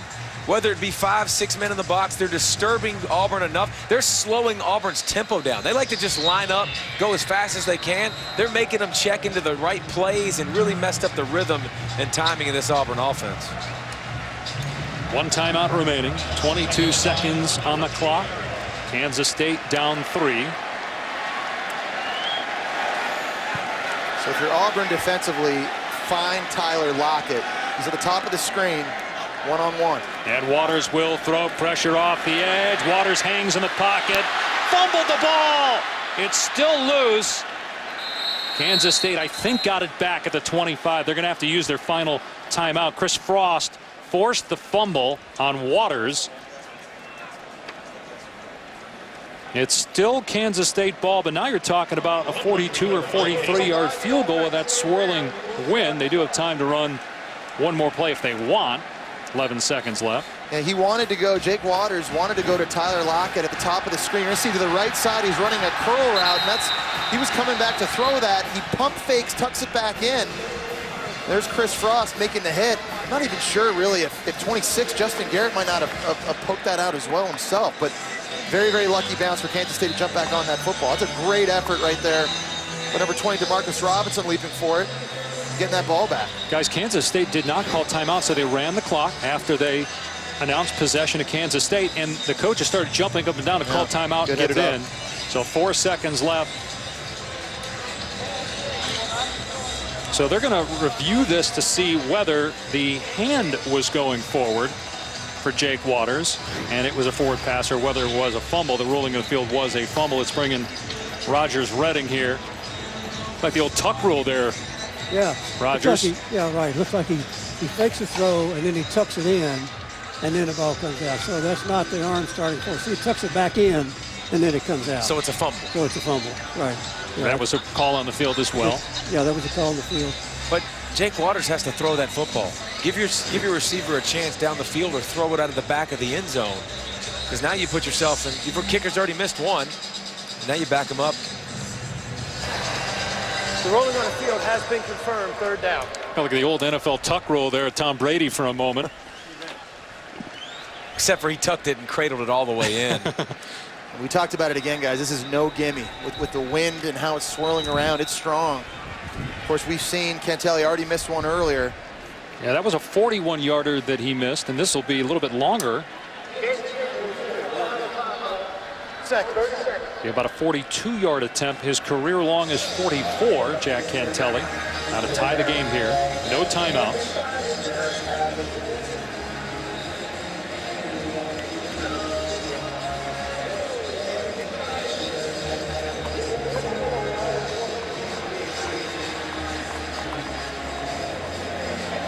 How big would this be, though, if they could hit this kick?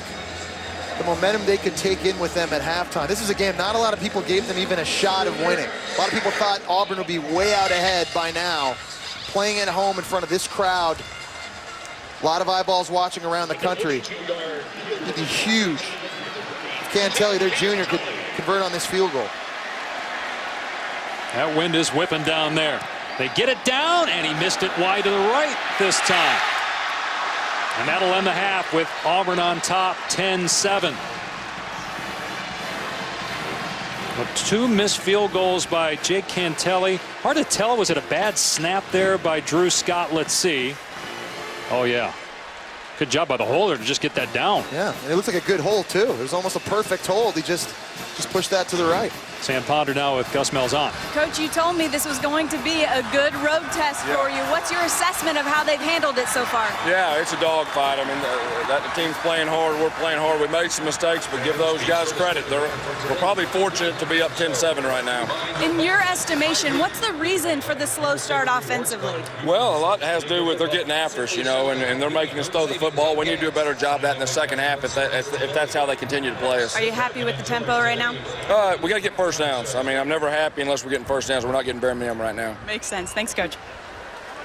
Well, the score is surprising, and also the fact that Auburn has thrown the ball more than it's run the ball in the first half. Surprising. Tigers, thanks to a pair of missed field goals by Kansas State, lead it by 3. Time now for the Jaguar halftime report.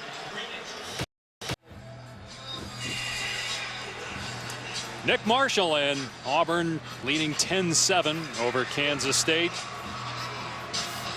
Wildcats with a couple of turnovers, a couple of missed field goals, only down 3s. We look at our coaching adjustments brought to you by the Home Depot. Auburn has really struggled running the football, and you've got to give Kansas State defensively credit. Their front 4 are clogging up lanes. There's nowhere for these Auburn running backs and ball carriers to go, and they've done a great job in their scheme. Guys staying home, showing speed, getting to Nick Marshall. Auburn is averaging just over 3 yards a carry. And offensively, it's been some miscues and some mistakes. Tyler Lockett, their best player, missing their special teams. Not very special, missing 2 field goals in the first half. Kansas State could be in the lead, except for a couple miscues. Yeah, the turnover at the 1, and then the 2 missed field goals we talked about. 35 plays for Auburn's offense. And 18 of those passing plays, 55 yards on the ground. 151 yards through the air for Waters. Did have the 1 interception. But the fewest in the first half on the ground in the Gus Malzahn era. Granted, it's been short, but still a surprise given what they've been doing on the ground against SEC teams and Florida State in the national title game. Kansas State will get the ball to start the second half. Game that could impact where we stand on New Year's Eve and New Year's Day. The Big Six and, of course, the 2 national semifinal games.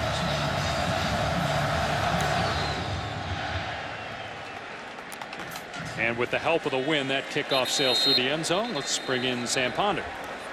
Dave, Bill Snyder happy with his quarterback's decision-making, but saying they need to put him in better positions. He especially said he wants to see him be more of the vocal, outgoing leader that he was in the Iowa State game. In terms of adjustments, his biggest concern was disguising his signals. He said, they're getting our signals. We got to do a better job disguising them.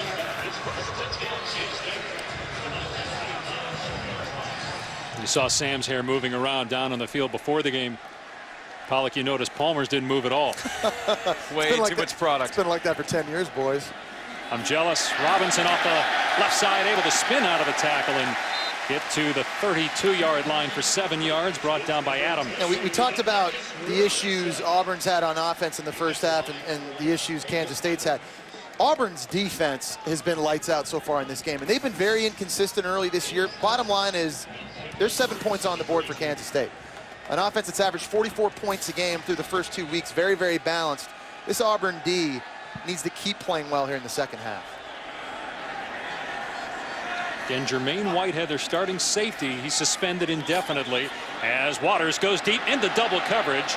Overthrew his intended receiver. How about Gronkowski, the fullback, out there running the deep route with Jones and Holsey covering. It's 3rd down and 3. Starts with pressure up front. Montravius Adams, big number 1, lined up right here, is explosive. You get him in a one-on-one situation. He drives right through the guard, drives right through the running back. Makes that a tough throw for Jake Waters to try and complete. It's another one of these guys that just has to be more consistent. Has all the ability in the world. I was impressed with Gronk running 2 guys there. In trouble, Waters on 3rd down and 3. And the pass incomplete. It's 4th down, and so K-State goes 3 and out on its opening drive here in the second half. And again, we talk about Auburn's offense. That's all we do. We talk about it ad nauseum, how unstoppable they are. If not for their defense, this could be a totally different ballgame. Great job getting pressure. And their front 4 has been great. They're physical, they're big, they're not letting Kansas State rush the football. Only 24 yards rushing so far and applying pressure. Nick Walsh to punt. Into the wind, just got it away. And no flag for running into the kicker. Good punt. They'll down it around the 12-yard line. Now, Nick Marshall actually almost attended Kansas State after being dismissed from Georgia in 2011, where he played defensive back. Ended up here in Kansas, about 4.5 hours from here, Garden City Community College, and was being recruited by Auburn and K-State. Ended up choosing the Tigers and leading them to an SEC championship and almost a national title. Can he get them to a playoff here in 2014? Night of 18 passing so far, a touchdown and a pick. And he's back up after a 56-yard punt. Just kind of keep waiting for the big play out of Auburn's offense. And when is it coming? On the sweep, it's Lewis. He's past the 25. Here comes a penalty flag. Lewis tackled at the 27. By Dante Barnett. 15-yard gain. We'll see if it's coming back.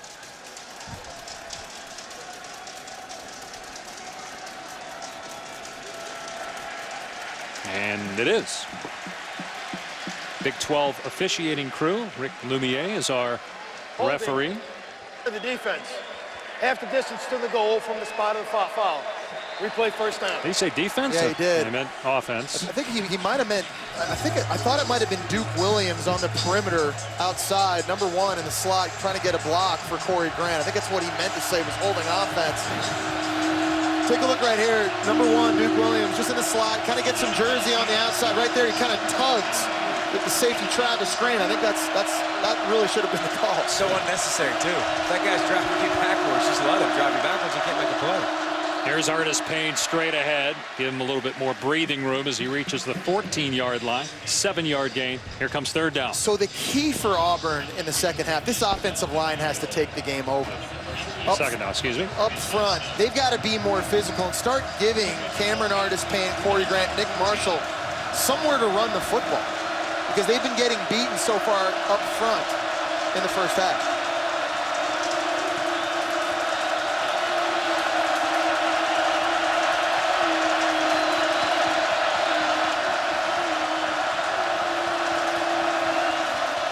Marshall with a quick strike, and this one is caught at the 20-yard line by Lewis. 3rd down and 2 coming up. And Auburn's flustered offensively. I mean, how often, Jesse, do you see them run the play clock down this far? They're trying to get in the perfect play because Kansas State's done a great job of taking away their fastball, what they do best.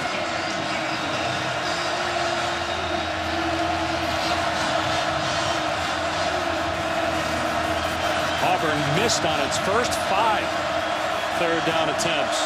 So they've converted the last 2. This is 3rd and 2. Keep it on the ground. Artis Payne appears to have it to the 23. A fresh set of downs for the Tigers. There's an example of that offensive line firing off the ball and getting pushed. You see Gus Malzahn wants to pick the tempo up. It's the first down of the series, and that's what they like to go. But let these offensive linemen get lathered. Let's go. Artis Payne again. This time he is brought down at the line of scrimmage. Jonathan Truman, another former walk-on, the leading tackler on this Kansas State team. No gain. The impressive thing is, guys, again, they're just stopping the run. 7 guys in the box. They're bringing heat off the edge again from the nickel position with Randall Evans. But guys just in purple jerseys have been winning the one-on-one battles. Marshall gives it to Lewis, and he'll lose yardage. DeCorey Johnson has been in the backfield a lot today. Travis Green was there too. 3rd down and long coming up for Auburn.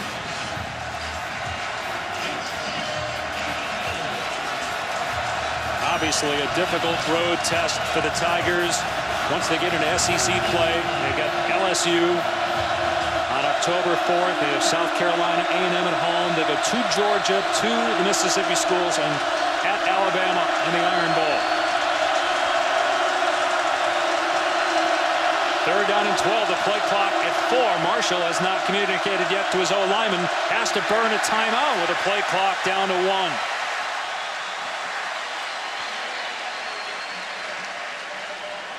You haven't seen this offense struggle this much ever since Gus Malzahn's been the offensive coordinator and calling the plays at Auburn. Got him guessing, got him worried, got him checking. Only 189 yards of offense for Auburn tonight. And a 3rd down and 12 when we come back.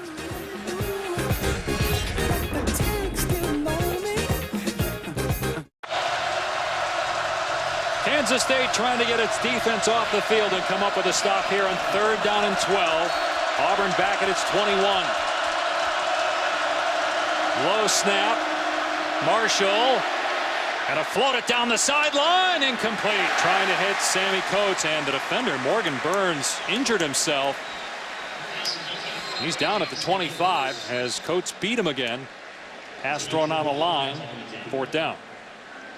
Good pressure up front from Kansas State, only using a 4-man rush, forced Nick Marshall outside. It was kind of hard to see, you know, watching it live, where that injury may have come from. Take another look here. See the pressure up front, 75 Jordan Willis. Just a heave down the sideline. Again, Coates kind of gets behind him. He just kind of pulled up. Yeah, you kind of wonder. Yeah, and he grabbed his groin. Yeah. Hey guys, we talked to the Auburn coaches yesterday. They said it's likely we'll see Jeremy Johnson at some point. Great backup quarterback for Auburn. We haven't seen him yet. Do you put him in this situation? I think you have to seriously consider it. If you're struggling running the way you are, Jeremy Johnson is a much better thrower than Nick Marshall. They've been much more consistent in the passing game when he's come in. I'm not saying you make the total change, but you got to think about potentially injecting him. Yeah, and just seeing if he can provide a spark. Well, that's a familiar sight. 18's been behind the defense all night. It's just been misfires. I mean, you got to put some more air underneath the ball and let your speedster run underneath it. Nick Marshall hadn't been able to do it, so it wouldn't be out of the realm. I mean, you know they're frustrated. Nick Marshall's frustrated. This offensive line, everybody's frustrated. They're not used to this. Lockett has had a couple good returns so far in the game. Waiting for it on his 33-yard line.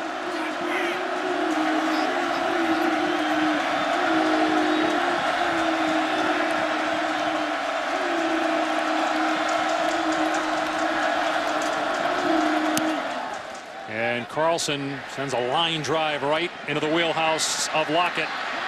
Trying to get the corner at the 40-yard line. Into Auburn territory. Tackled at the 48.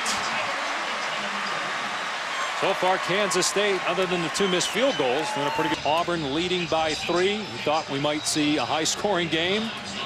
Certainly from Auburn. It hasn't happened, and now K-State starts in Tiger territory. Charles Jones able to spin away and then gets pushed back by Chris Frost. We got 2 or 3 there. These 2 teams used to scoring 30 or more points. Kansas State's done it 9 straight games, 3rd best in the country. 12 straight for Auburn. Florida State's done it 17 straight. They're trying to do it together tonight. Yeah, but to that point, guys, defensive struggle. We've seen sloppy play on offense from both teams in the first half. You see the streaks right there. Whoever plays the smartest football in the second half, penalties and turnovers, special teams, wins this game. On 2nd and 7, they'll keep it on the ground. Jones, and can't get outside. That speed, Joshua Holsey at the line of scrimmage. So 3rd down and long. And Auburn's doing a great job up front now. They showed what they were doing too many times. Kansas State kept audible, and they're doing a great job of showing something in coverage, backing off with their corners in disguise, and they got themselves another 3rd and long. what you've seen Kansas State struggle this season on. And what they've done very well on third down so far is keep Waters in the pocket. They haven't let him escape. Let's see if they can get that done here. Of course, you got to think if you're Kansas State, you're looking for 16. Tyler Lockett here in the slot. Part of a bunch set there. Waters with time now gets out of the pocket and throws complete for a first down. So he got outside the pocket, didn't run, but completed the pass inside the 40 to Curry Sexton.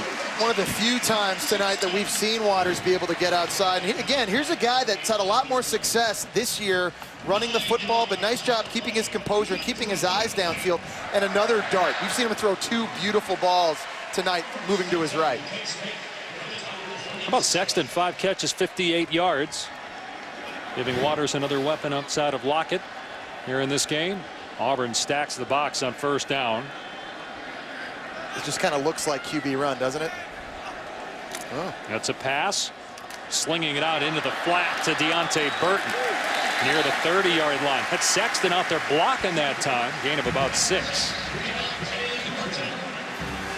Coming upon this Auburn defense again to come up with a stand. You know, they've done it all night long. And you kind of wonder, you see them subbing in and out of this game as well. It's been Kansas State that's run more plays. You know, we thought it was going to be Kansas State's defense that would be the most tired. You know, but in fact, it's been the white jerseys that have been on the field the most, and their conditioning now getting put to the test. 5 more plays run by K-State. Time of possession, plus 4.5 minutes for the Wildcats. Here's a design quarterback run as Waters finds a hole and finds a first down to the 25-yard line. And we've talked about Gabe Wright being productive. What Auburn's doing is, if you see, they're bringing 3 defensive tackles, a lot of beef right on the inside. That offensive line of K-State just then got a nice pancake block on Gabe Wright. Got some push so they could get up there and get a couple yards. Guys, here we are again inside the 30-yard line. Yeah. Been down here several times. 2 missed field goals, a turnover in the end zone. Yep. Little pistol formation here on first down at the 26 of Auburn. Just look at all the time they take. Patient at the line of scrimmage. Waters completes it again to Sexton. Wrapped up in the open field by Halsey. That's a 5-yard gain, though, to the 21. I think at some point, defensive coordinator Ellis Johnson from Auburn is going to have to press these corners on the outside. You can't keep giving Jake Waters this much cushion.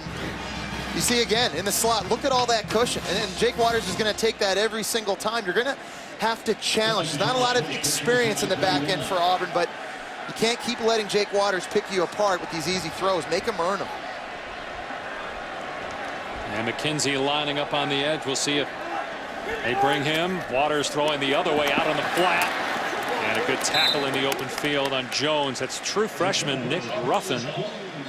Getting a lot of reps here on defense. So third down coming up for K-State. What do you guys expect here from the Wildcats? You got a manageable 3rd and 5. 16. I mean, again, every big third down, they've wanted to look first to Tyler Lockett. He was an All-American last year for a reason. He's your best route runner. Now you've got him in the slot at the top of the screen right here.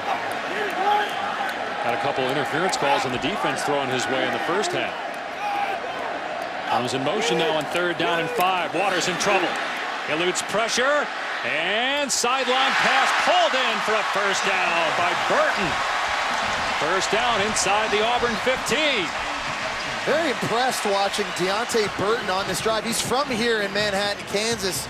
Last 2 games, he was falling down a lot, wasn't very physical, catching balls in traffic, but here, doing a nice job staying alive, scramble drills, and the comeback, working to the sideline, giving his quarterback a place to go with the ball. 2 third downs. Yeah. Jake Waters, full time. Here's Jones.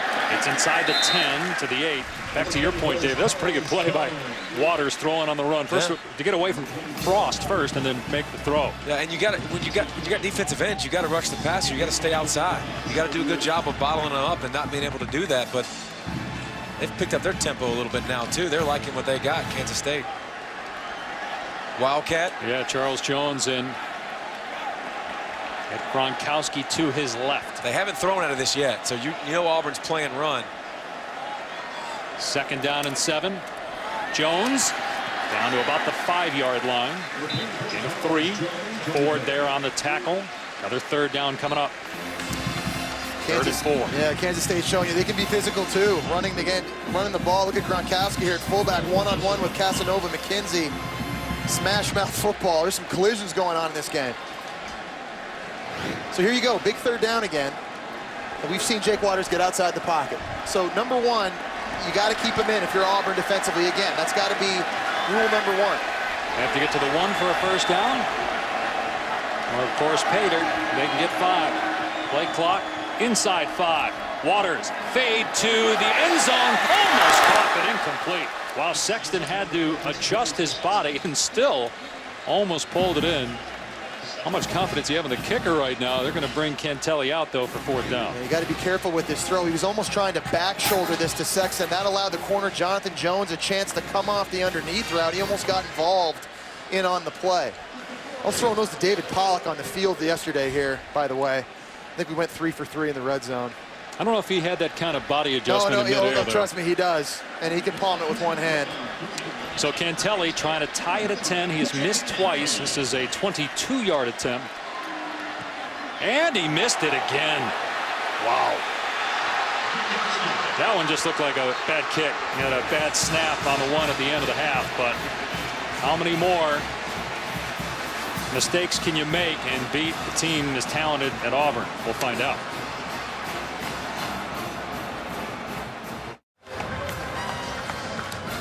K-State trails Auburn by 3, and as their defense gets ready to take the field, they will not be at full strength. Morgan Burns, you saw him go down there after that last drive on the sideline. Athletic trainers working with him, trying to get him to go full speed, grimacing every single time. They gave him his helmet back, which is an indicator that he will go back out on the field, but definitely not at full strength. And he's the fastest guy they've got in this secondary. Going up against those wide receivers will be a challenge. Well, and Sam, we talked about how depth was a problem for this Kansas State defense, and this has nothing to do with conditioning or tempo. But now all of a sudden you got a backup, Trey Moore out there with one of the fastest wide receivers in college football. Marshall trying to bust it to the outside. Ran out of room, picked up 2 yards. But guys, the story of this game is the lack of productivity in the red zone by Kansas State. You had the touchdown, but also the interception off an easy catch should have been for K-State, and then the 2 missed field goals. That last one, that was in the middle of the field. It was a good snap. They had a different long snapper in. The story of this game also is Kansas State stopping the run and continually doing it on first down. How many times have we seen that tonight? Marshall got 2 yards on first. Now going to throw to Coates, and he couldn't hang on. Another drop. 3rd down and 8 coming up. He's dropped 1. Saw Duke Williams drop what would have been a touchdown in the first half. And that's not on Nick Marshall. We talked about seeing Jeremy Johnson. You just got to make those plays. And again, it doesn't seem like much. It's only a 4-yard gain. But Nick Marshall at 3rd and 4 versus 3rd and 8, it's so much easier to play on. Now, this is shocking. Auburn has 67 yards on the ground and less than 200 yards of total offense. Marshall at 3rd down and 8. And got a completion to Coates, who hung on this time for a first down out near the 35-yard line. They're starting to convert on 3rd down when they were not in the first half. Well, we haven't seen this a lot, but Kansas State brings pressure off the edge. There's Jonathan Truman. Good job by Nick Marshall seeing his one-on-one matchup and going back to Coates after he dropped the previous pass in the previous play. Back try to establish the run on first down, and Artis Payne able to break a tackle, but still, as McDaniel and Barnett fly to the football, it's only a 1 or 2 yard gain. I love watching tape of this Danzel McDaniel. He is an absolute missile with bad intentions. Check it out. Bam. I mean, he just runs through people. And he's got that attitude, and he really provides that physicality and kind of sets the tone for this Kansas State defense. We're used to seeing chunk plays on first down, not happening for Auburn. Another pass that's batted down at the line of scrimmage. This was Mueller. We saw 2 by Travis Britz in the first half, 1 that resulted in an interception. Another 3rd and 8 coming up. I mean, even when they're not getting home, David, well, that's a good job. Effective. That's a 3-step drop. Yeah. That's linemen popping up real quick, just trying to get involved. And it's a great job by the guys understanding that, just jumping up and getting them in the air, J.J. Watt style.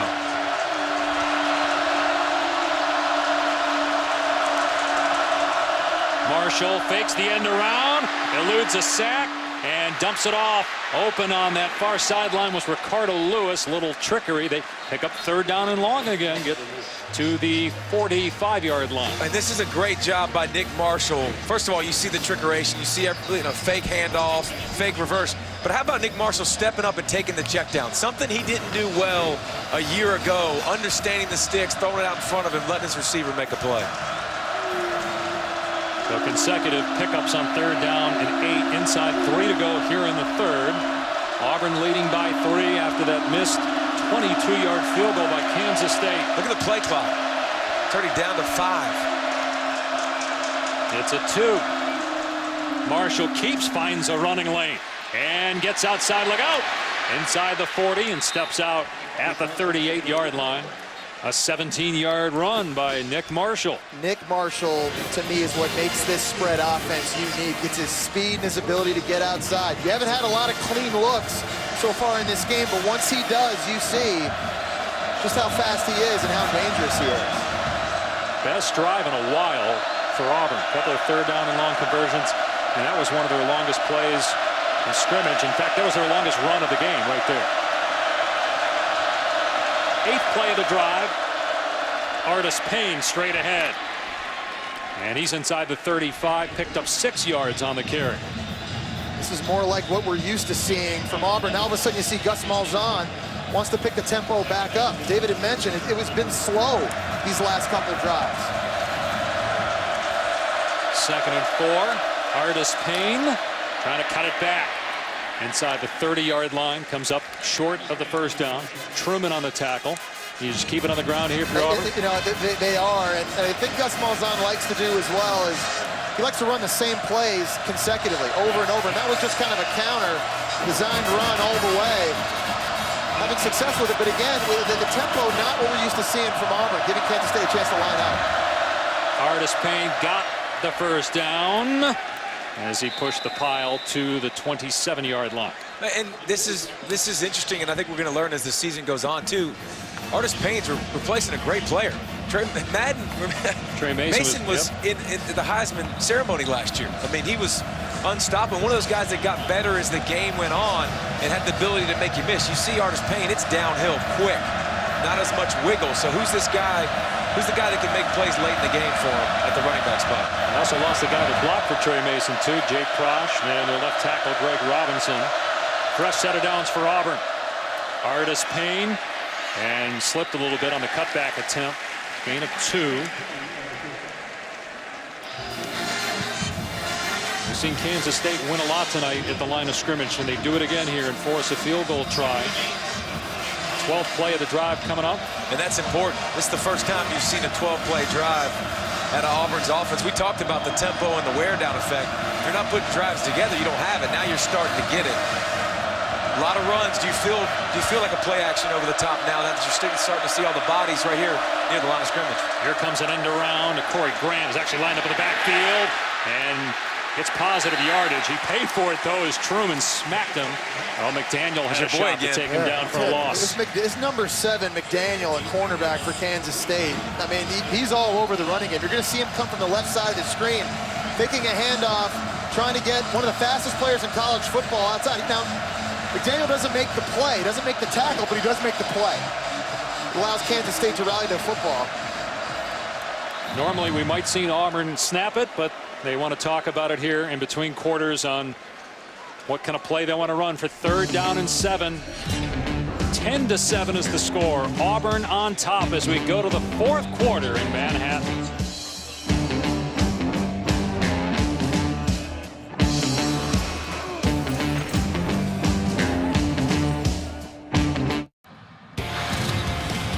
Well, Auburn was 0 for 5 to start the game on 3rd down, but a key pass there by Marshall on 3rd down and long. Another one here on 3rd down and long, dumping it off to Lewis.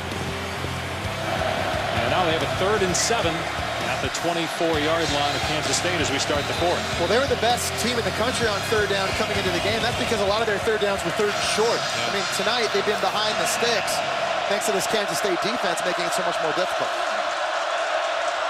Marshall will throw. And wide open is Williams. A first down inside the 15, down to the 12-yard gain. And I like how Auburn uses Duke Williams. They line him up in the slot mostly. Does a lot of his damage over the middle of the field. But there's an example of him being outside, getting work done one-on-one. Artis Payne gets to about the 9. Ryan Mueller twirls into the ground. A 3-yard pickup. 2nd and 7. Really nice play by Mueller. He has the responsibility on the edge. You're going to see number 44. He's just waiting, patient, sees the handoff, goes and gets the ball. Especially for somebody that likes to fly around as much as he does, to slow down and play discipline there. When's the last time you saw a 5-minute, 15-play drive by Auburn? Yeah, not often. Marshall with time to the end zone. Caught! Did he hang on? He did. Touchdown, Duke Williams.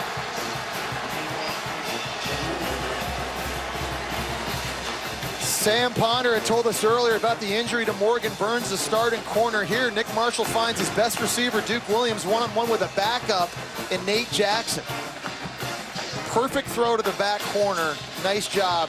You know, here's a guy that's had a couple drops in this game. Does a good job there, seeing that ball in. Let's make sure he had control of this and continuous control all the way through the catch. I think he did. He didn't initially, but... Yeah, he had an initial bobble.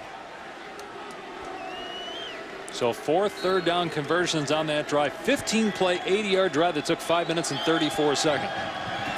Rare for a Gus Malzahn coach team.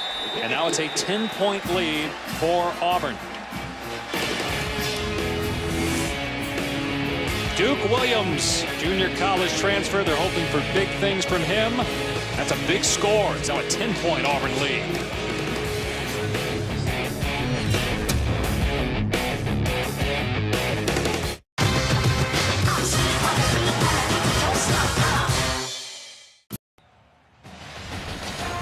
No rushing touchdowns for Auburn tonight, but 2 through the air, including Duke Williams. Great grab in the back of the end zone. Good toss by Nick Marshall as well.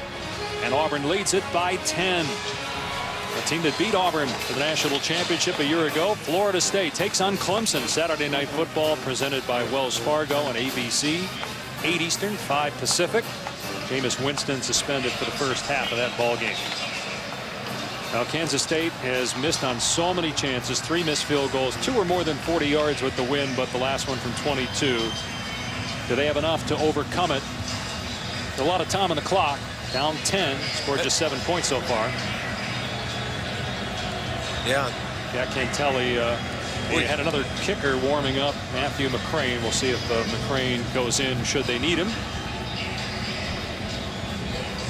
But you kind of wonder if field goals are going to be enough. I mean, Auburn got back on track on that last drive, and if Nick Marshall comes back out and they've got their mojo rolling again, if you're Kansas State, you got to start putting 7s up on the board.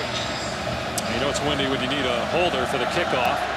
They're going to kick it deep this time to Lockett, trying to keep it away from him. He's going to run it out here. And Lockett breaks a tackle at the 20 and up near the 25.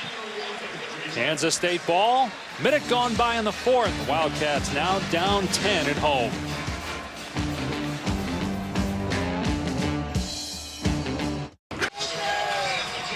Big pass, Jesse Palmer, David Pollock, Sam Ponder at Kansas State. Time for our Aflac trivia question. When's the last time Auburn beat a non-SEC ranked team on the road? I love multiple choice. I'm just going to go with B. Because it doesn't, I mean, I think a lot of people would immediately assume A. I'm just going to go with B, 10 seasons. That seems reasonable. What about C? 20? Oof. All right. All right. Yep. Okay. That's fair. All right. Now, they've had some neutral site games against ranked teams in recent years. But they've won. Waters off play action, gonna fire it deep, going for Lockett in traffic, batted away and almost picked off. Stephen Roberts almost got it on the redirection, yet Trevon Reed on the coverage of Lockett. Really nice job by Trevon Reed. He's a converted wide receiver, so he's got great speed. He goes step for step with Lockett outside. Take a look. He's a little bit bigger, sticks right on his hip, keeps his hands off until the very last second, but it's kind of pity-pack. But I really thought watching this live, number 14 Sexton was the better throw in the slot. I think he had a step on Stephon Roberts, the true freshman, Boy, doesn't that look like interference? Yeah, that, from that angle it does. He had that left hand kind of on his jersey. Interesting. Another play fake. Waters setting up. Deep throw again and overshot Sexton, who was open at the 50. So it's 3rd down and 10. And we've seen a lot of receivers down the field open for both teams, and you've seen a lot of misfires. That's a throw Jake Waters has to make. Last week or 2 weeks ago against Iowa State when they played, he made those plays in the clutch when they were down and they needed him. He's got to come through on those tonight. You kind of get the feeling that how big of a 3rd down this is right here for Kansas State. You know, momentum kind of shifting back in favor of Auburn. Came out throwing on 1st and 2nd down. Pass situation here you would expect. 3rd and 10. Auburn bringing pressure. It's picked up though. Flag down. And boy, Lockett got tied up with Reed, and here comes a flag. There might be a hold in the backfield, but then definitely there was some contact. Reed with Lockett down the sideline as Waters went deep. 3 shots on 3 downs for K-State. Well, they're definitely going to get Trevon Reed for defensive holding here on the outside with Lockett. He was trying to run a double move. So that's definitely one of them down the field. Of course, if there's holding by Kansas State, that would nullify. Yep, have another 3rd down and 10. And I tell you what, Trevon Reed's done a great job on the outside. Yeah. Jonathan Jones struggled a little bit. Reed's held his own. New position for him. There are 2 fouls on the play, fouls by each team. Illegal chop block, 20 of the offense. Number 25 of the defense. Penalties will offset. We'll replay now. You take a look at the chop block first in the backfield. You got DeMarcus Robinson. Now take a look. You can't high-low a defender at the same time. That's a good call. Oof. I mean, you know, that's a very dangerous play. You got the right guard and running back engaged at the same time. And here's the holding outside on Reed. See right here. Well, when I saw it live, I thought he actually grabbed Jersey. That time there, you did definitely see an arm bar. Still no official penalties assessed to Kansas State in this game, considering that was wiped out. The Auburn infraction. 3rd down and 10. Waters gets rid of it. Sexton with the catch and the 1st down. A big 3rd down conversion. Waters hanging in there, taking a shot and delivering it. Wright and Adams were both there defensively. And Sexton doing a great job. Watch him push the route, make you think he's going vertical, and then sit it down. Tell you what, he's been big tonight. Tyler Lockett is the go-to guy, but somebody outside of him had to give him production, and Sexton's done that tonight. How about Sexton, the awareness, knowing where the 1st down marker was? Just getting just enough, getting his body beyond the point to convert that play. 7 catches tonight, had 6 in the first 2 games combined. Play clock down to 4. Don't know if Waters knows it yet. Play clock is at 2. He has to call a timeout. Not sure he realized where the play clock was, so they have to burn one.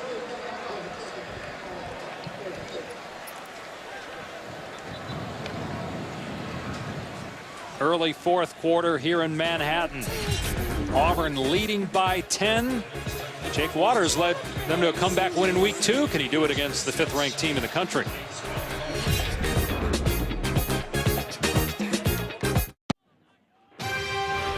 ESPN Thursday Night Football is brought to you by Goodyear, chosen by experts for superior performance. Goodyear, more driven.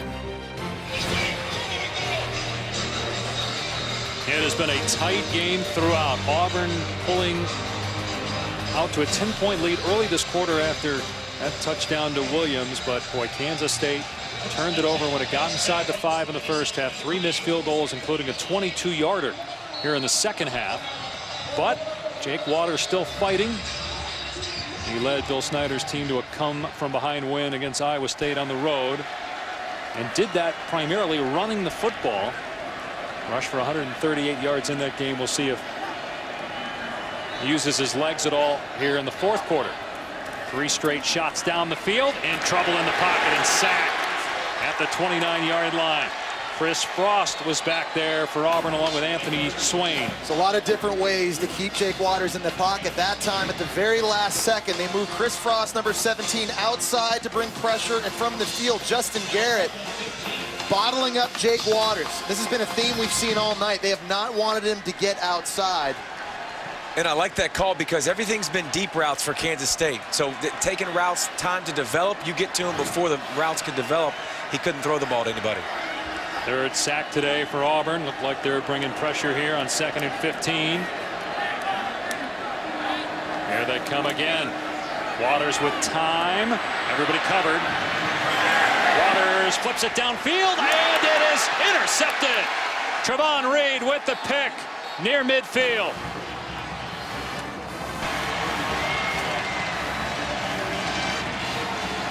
Jake Waters has made some nice plays in scramble situations, and this is one he'd like to have back. You see him scrambling, and he just throws it right to the Auburn defender. Tyler Lockett was coming across the field. Absolutely. Watch from the boundary all the way down here. He comes wide open, and Jake never sees him. Well, I think it's one, you've got to throw away. Two, it's a poor throw where he wanted to go with it. Three, give Trevon Reed credit. We've seen him lock down some dudes down the field. And remember, converted wide receiver, he's got hands, he's got ball skills. You saw it right there. They fumble the ball, and boy, Kansas State had a chance to recover it, but Artis Payne got it back. They tried to hand it off to Lewis as he came in motion. Randall Evans was right there for Kansas State and could not recover it. Wow. And he never even knew the ball was supposed to go. Miscommunication with Nick Marshall and Ricardo Lewis. Ricardo Lewis wasn't even looking for the football. How fortunate were they to get that back? Another missed opportunity for Kansas State. Loss of 4 on the play. Letting the play clock run down inside 10 seconds. And Marshall to the air. Going for Artis Payne. Good catch. Pass was behind him. Broken tackle. And Artis Payne out of bounds after he got the first down to the 36. David mentioned it earlier. The biggest question mark this offseason was replacing Trey Mason. And I've been really impressed watching Cameron Artis Payne. As I said, the new improved, the quicker, more athletic version. Not just running the ball, but his hands as well and his involvement in the pass game. He'll get it here. And there's not much there to try to cut it back. Picked up maybe a yard. Travis Green there defensively. And we talked about Nick Marshall taking that next step too, because this offense with the weapons now, if he's better in the passing game, it's going to be really hard to stop this offense for anybody because there's so many weapons and they run it so well. Another check down for Nick Marshall on that long play to Cameron Artis Payne. Auburn inside the Kansas State 35. You would think at this point in the game a touchdown would put it away. Marshall, and that pass deflected. Oh, almost picked off. McDaniel had a shot at it. Hard to tell if it was at the line of scrimmage or a linebacker that deflected it. It's Corey Johnson, who's had a huge game for Kansas State on defense. He initially deflected that play. Nick Marshall was looking for Sammy because look at 32. Just get his hand up, just barely tips it. He's been really good in the run and catch game, and there was a big-time opportunity for Denzel McDaniel to get that pick. Marshall on 3rd and long, completes it to Williams for a first down inside the 25-yard line, and they're having trouble covering him. And guys, I think this is why fans expected this offense this year to be more balanced and more efficient in the pass game. Dave, you mentioned Nick Marshall, year 2 in the system. Understanding when to check the football then. We've seen that time and time again. But you add a Duke Williams to a Sammy Coates on the perimeter of the field. 90% of Auburn's receiving yards from a year ago came back. So all signs point to this being a more balanced attack. It's just been hot and cold early this season with Nick Marshall throwing the football. More passing yards than rushing yards. Got a penalty flag here. There was some movement. Anything that the SEC schools... 72 of the offense. 5-yard penalty. First down. Anything some of the SEC schools might be able to glean from what Kansas State has done defensively in this game? I don't think so. I don't think there's been anything scheme-related. I think Kansas State, for the most part, has played better up front. And I think SEC schools need to know, still watching the passing performance from Auburn, hey, we can take the run away, make Nick Marshall have to throw to beat us. That gives us our best chance. Jeremy Johnson is in the game at... Well, they got him lined up. Wide receiver. They got Johnson lined up as a wide receiver, yeah. But they got Bray lined up to run the Wildcat. He hands it off to Grant, who gets outside to the 20-yard line. He'll come up short of the first down, but he got about 12. And I wonder if that's just part of Gus Malzahn and the deception. Hey, look over here. We got our backup quarterback. He's a better thrower. He's playing at the top of the screen.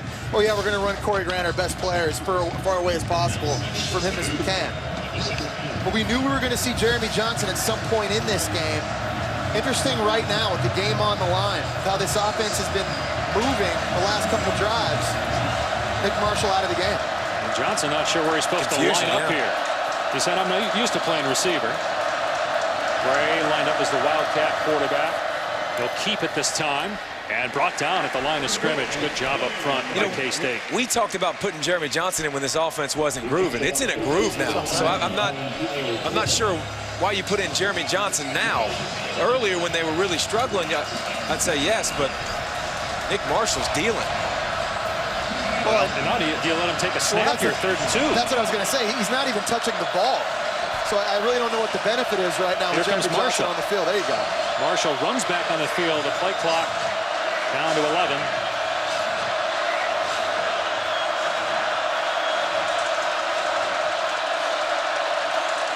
Marshall on the keeper.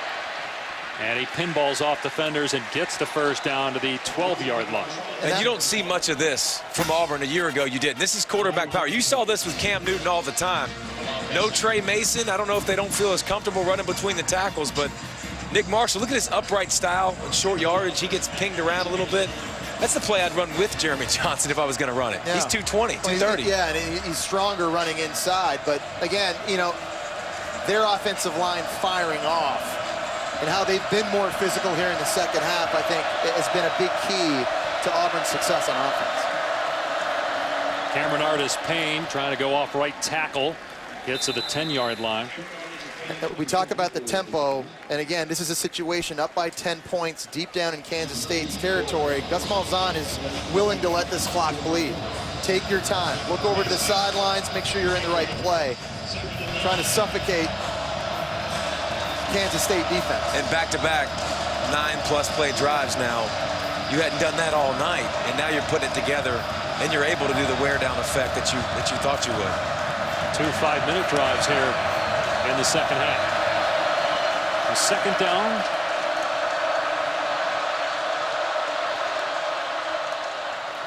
Artis-Payne between the tackles, and he gets pushed back. Travis Britz there for K-State. So another 3rd down and long coming up. We're inside 7 minutes to go in the 4th. Auburn leading Kansas State by 10.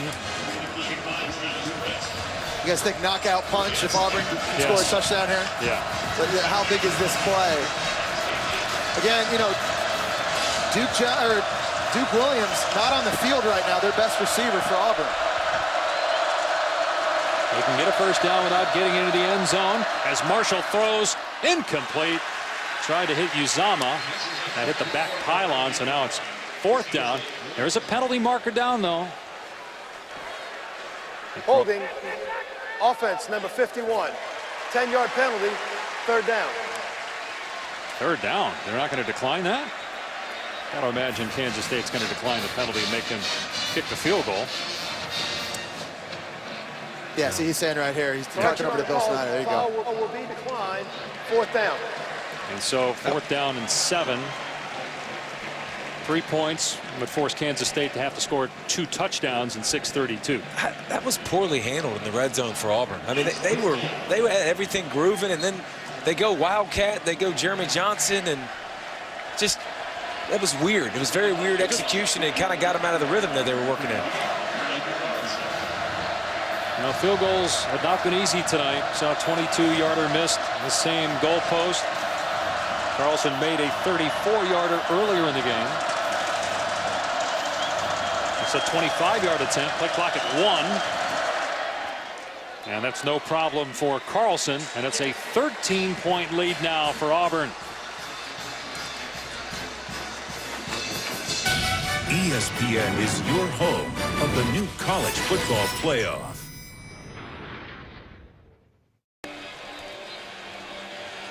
Time now to answer the Aflac trivia question. The last time Auburn beat a non-conference ranked opponent on the road, not neutral site, 30 years ago, was Florida State, 42-41, October 13th, 1984. 42-41. 84? Yeah. That's Bo? Is that? Oh. Is that pre-Bo or is that? It should be right. That's right in the Bo Jackson wheelhouse, isn't it? It's a long time ago, man. I mean, I was 2. I was 2, so I mean, I can't remember that. Auburn now by 13, 6:28 remaining. Kansas State needs 2 touchdowns. And a game of missed chances for Kansas State as that kick sails out of bounds. And the wind took that thing, and it was already hooking, but the wind blew it out. Better than kicking to Lockett. He's had some success tonight on punt returns. Although as a receiver, he's been shut out here in the second half, targeted just once. There were 2 teams that beat Auburn last year, Florida State and LSU. Tigers on Saturday Night Football, ESPN College Football Primetime, presented by Hampton Hotels, taking on Mississippi State. What do you guys like in this matchup? I actually like Mississippi State in this matchup. I think Dak Prescott, the way he's playing, that style of defense against still a very young and inexperienced skill group at LSU. Death Valley at night, where dreams come to die. It's a tough place to play at night, man. Any time of the day.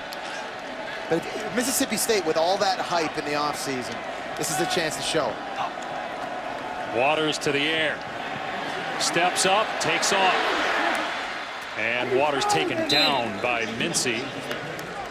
Gain of just a couple. Let's take a look at tonight's college football rankings, brought to you by Capital One. Florida State and Clemson, ABC, 8 Eastern time. We'll find out how good the Seminoles are without Winston in the first half. Yeah, there's a lot of games here, you know, with playoff implications that you talk about. That Florida State game, of course, Alabama, Florida. Now, Waters had trouble there, dropped the ball on the snap, and does deliver the pass to Lockett, his first reception of the second half.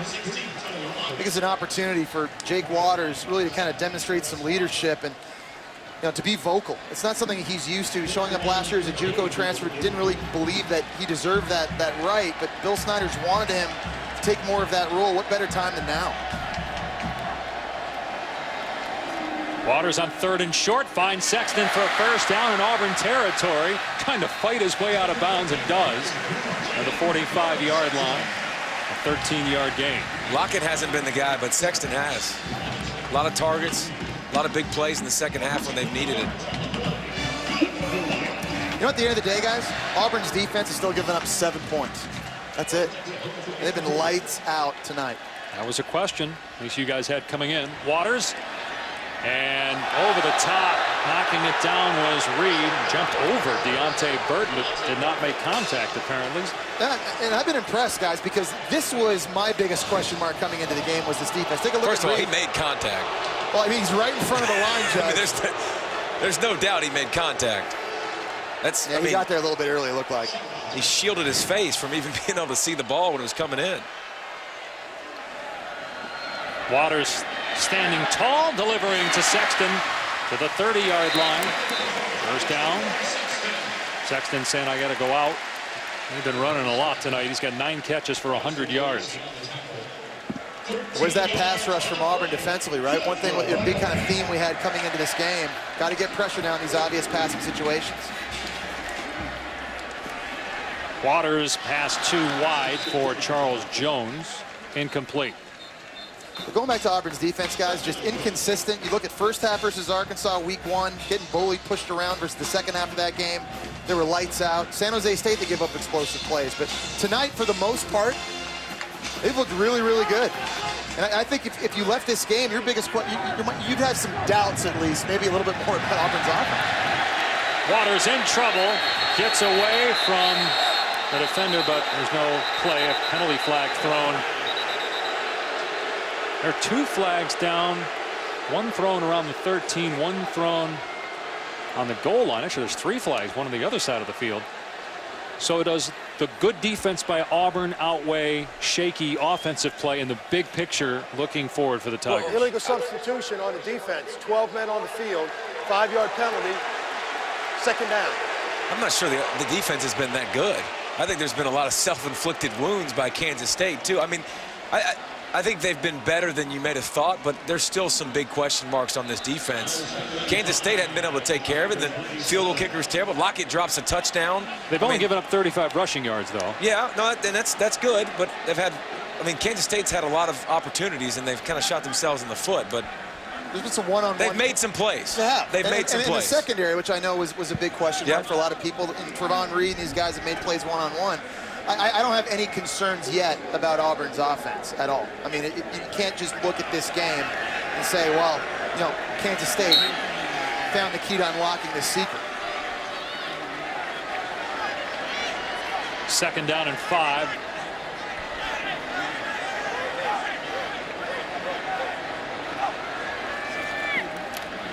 Waters has time, going for Lockett in the end zone, broken up. Jonathan Ford, the safety, coming over to help Reed. Incomplete. 3rd down and 5. I think for the most part tonight, the safety play has been really good from Auburn. And I know that was a question again. Jermaine Whitehead not in the starting lineup, but you see here Jonathan Ford, how quickly he gets over to get involved. And plays the ball well. Yeah, on this play. I think you have to like that if you're the coaching staff from Auburn.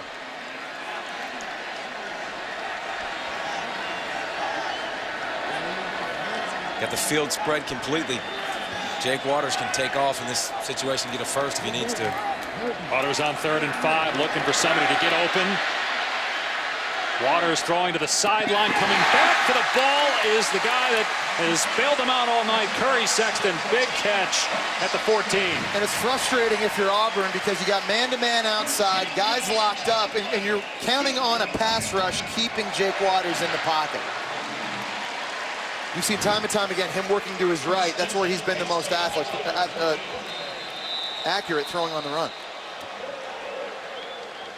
See the discrepancy here. Receiver, everybody counting on Lockett being the man, but Sexton making the most plays. They are reviewing that last reception. We'll step aside for a moment. 20-7 Auburn.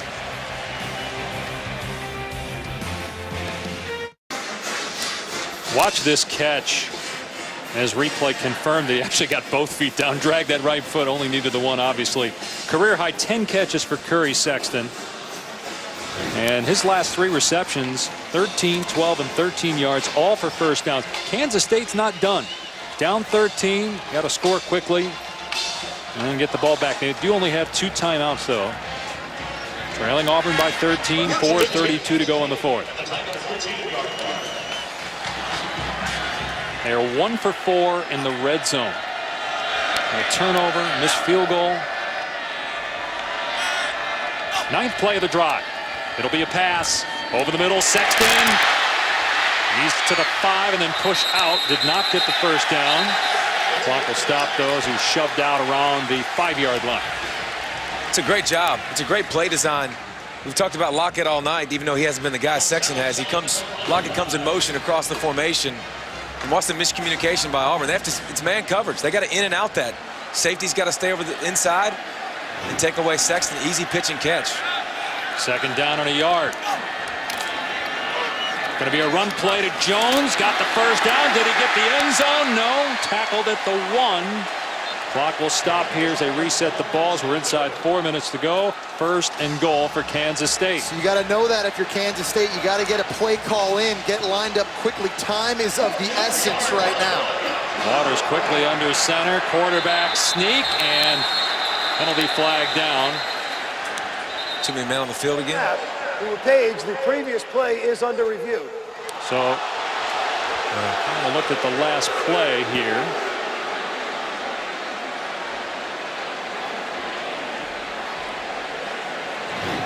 Call on the field that he's down. Take a look at where the ball is before a knee or anything else touches on the ground. Kind of hard to tell from that angle. Again, you need conclusive video evidence to overturn this call. There you go. So looking for a knee to hit the ground or an elbow. No, he's not in. He's down. There's the ball right there. Very there. good call, yep. At the 1 yard line. Yeah. Yeah, right there. Nice job, guys, with the zoom. Now they tried to run the quarterback sneak there. Do you come back with that or something different here, guys? You got some shots, but obviously you want to get it in quick here. You don't want to waste time when you're at the 1 yard line. They turned it over down here in the first half. The ruling on the field is confirmed. First down.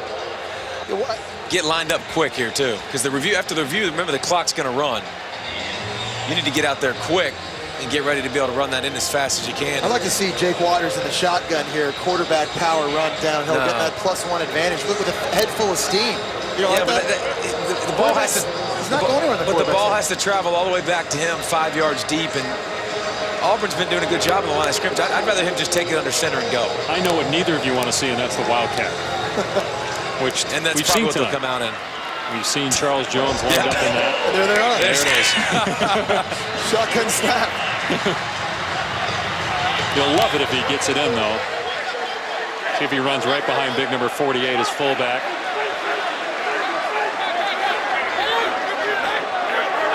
First and goal at the 1.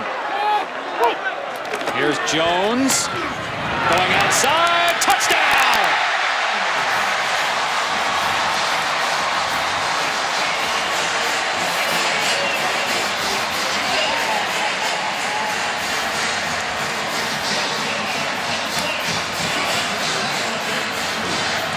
Play's designed to go inside. It's a nice job of patient running by Jones, using his speed to get to the edge and dive in the end zone. Just what Pat said to do.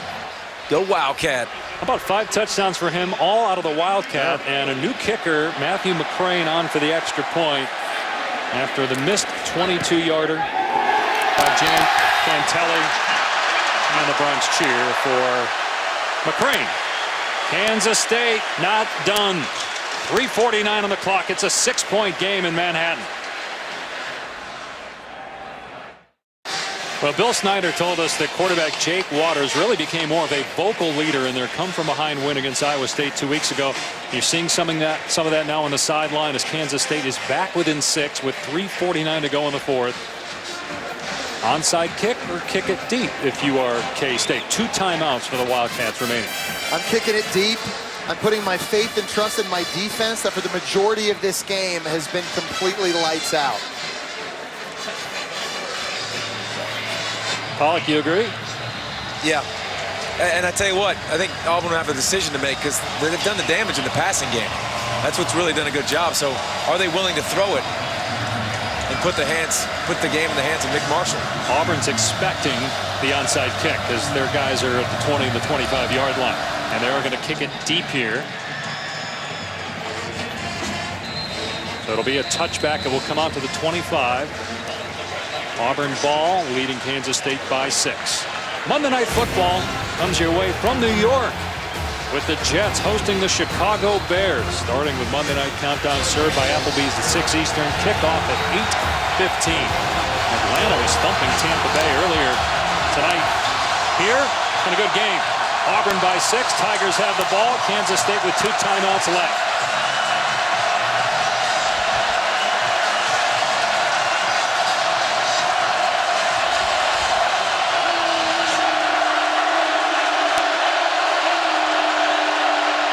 Artis Payne, big hole on first down to the 31 for 6 yards. Tripped up by McDaniel. And that was huge, getting chunky yardage on first down. That's really where Kansas State had so much success defensively.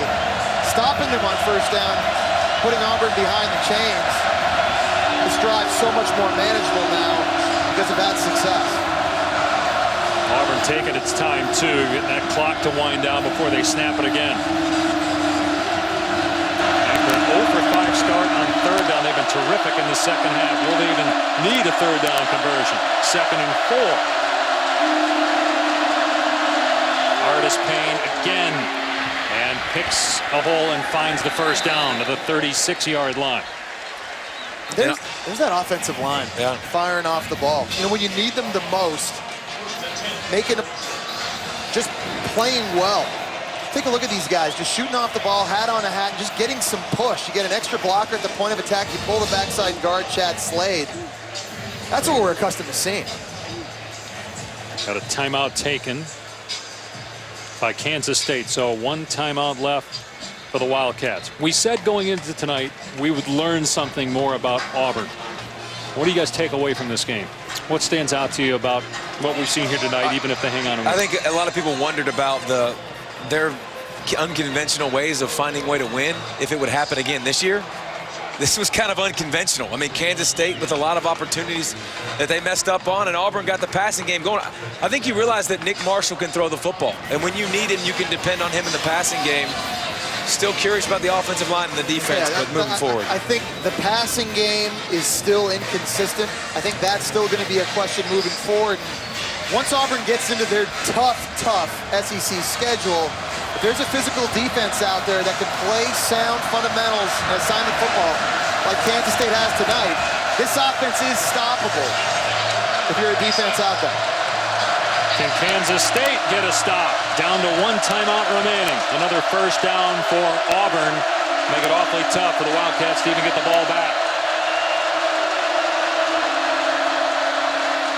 Artis Payne gets back to the line of scrimmage. Was hit in the backfield initially by DeCorey Johnson.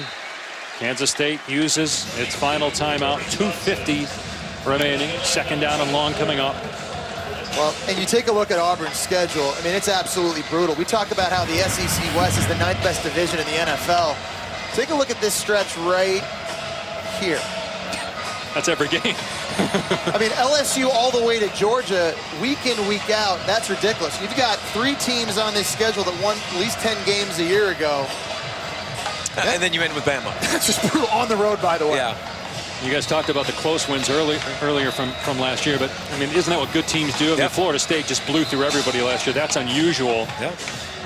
I'll say this too, though, big picture, regardless of what happens, tonight looks good on Kansas State, and it looks good on the Big 12 too. Yeah. I mean, and tonight's this is important because think about when Oklahoma plays Kansas State down the road. Baylor. Yeah, you're going to be comparing this. The College Football Committee is going to be comparing like opponents in victories and scoreboard, a score discrepancy. And because there's no conference championship game in the Big 12. Second down and 10. Here's Marshall. And he gets back to the line of scrimmage, maybe a yard. So the next snap will come with about 2:05 on the clock, 3rd and long. Now, if you're Gus Malzahn, do you say, okay, I trust you, Nick Marshall, to throw the football here in this situation? Sure I do, but again, guys, I don't see Duke Williams on the field. There's no number 1 out there on the field right now for Auburn. He's been their best big play receiver. Because of that, I think if you're Gus Malzahn, you put the ball in Nick Marshall's hand and say, look, if it's not there, you have to have the ability to go run it and make something happen. I think he's going to call timeout here and then make a decision about that. Sammy Coates hadn't been on the field either a lot. So both those guys are they're 2 big home run hitters. So 1 timeout left here as Malzahn takes it with 2:06 on the clock. 3rd down and 9. Nick Marshall is 16 of 30. We have seen a couple of deflected balls, too, at the line of scrimmage and also in the linebacking core. We might not even be in this situation. Auburn might have to be driving for points to win the game here, if not for Lockett dropping the ball in the end zone, and it's picked off. And then 3 missed field goals, including the 22-yarder.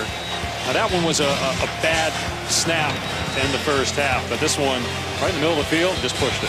19 points Kansas State gave away in this game. Remember, that early fumble by Jake Waters led to an Auburn field goal. We talk about Bill Snyder's keys to victory. Penalties, they've been great. They haven't had one yet. Turnovers, they've had 3, leading to 6 points. And, of course, special teams, 0 for 3 on field goals. They kicked the opening kickoff out of bounds. It's tough to overcome the defending SEC champion, even though you're playing at home, and you don't follow that formula. Now you got Sammy Coates back on the field. You got Duke Williams back on the field. The 2 playmakers at the top of the screen and the bottom of the screen.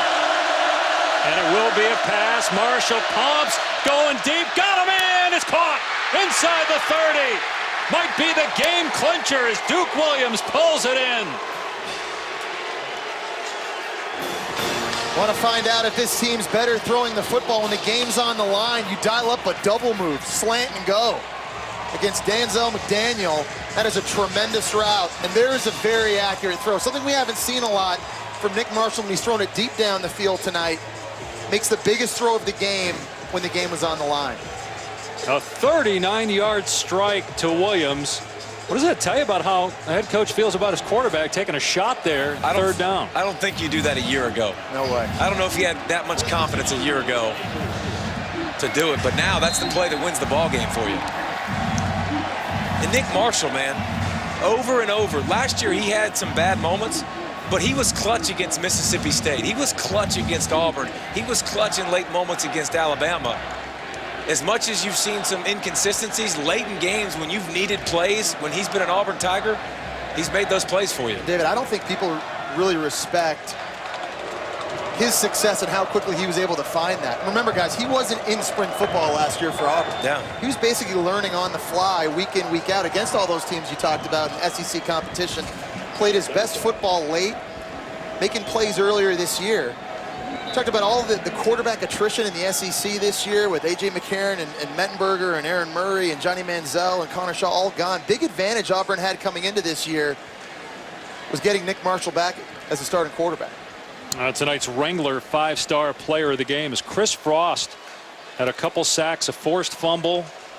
The defense gave up just 40 rushing yards against a Kansas State team that had been running the ball well. Jake Waters rushed for 138 yards 2 weeks ago. He had -7 rushing yards now. Also had some fumbles, as Auburn will have to snap it one more time. Marshall takes a knee, and that's it. Auburn escapes Manhattan with a 20-14 win. And it's one of the newcomers, Duke Williams, comes up big. A game-clinching 39-yard reception. But give a quarterback credit, too, for putting it on the money, Nick Marshall. 20-14, the final. Auburn beats Kansas State. For Jesse Palmer, David Pollack, Sam Ponder, I'm Dave Pasch. More from Manhattan later. Right now, SportsCenter.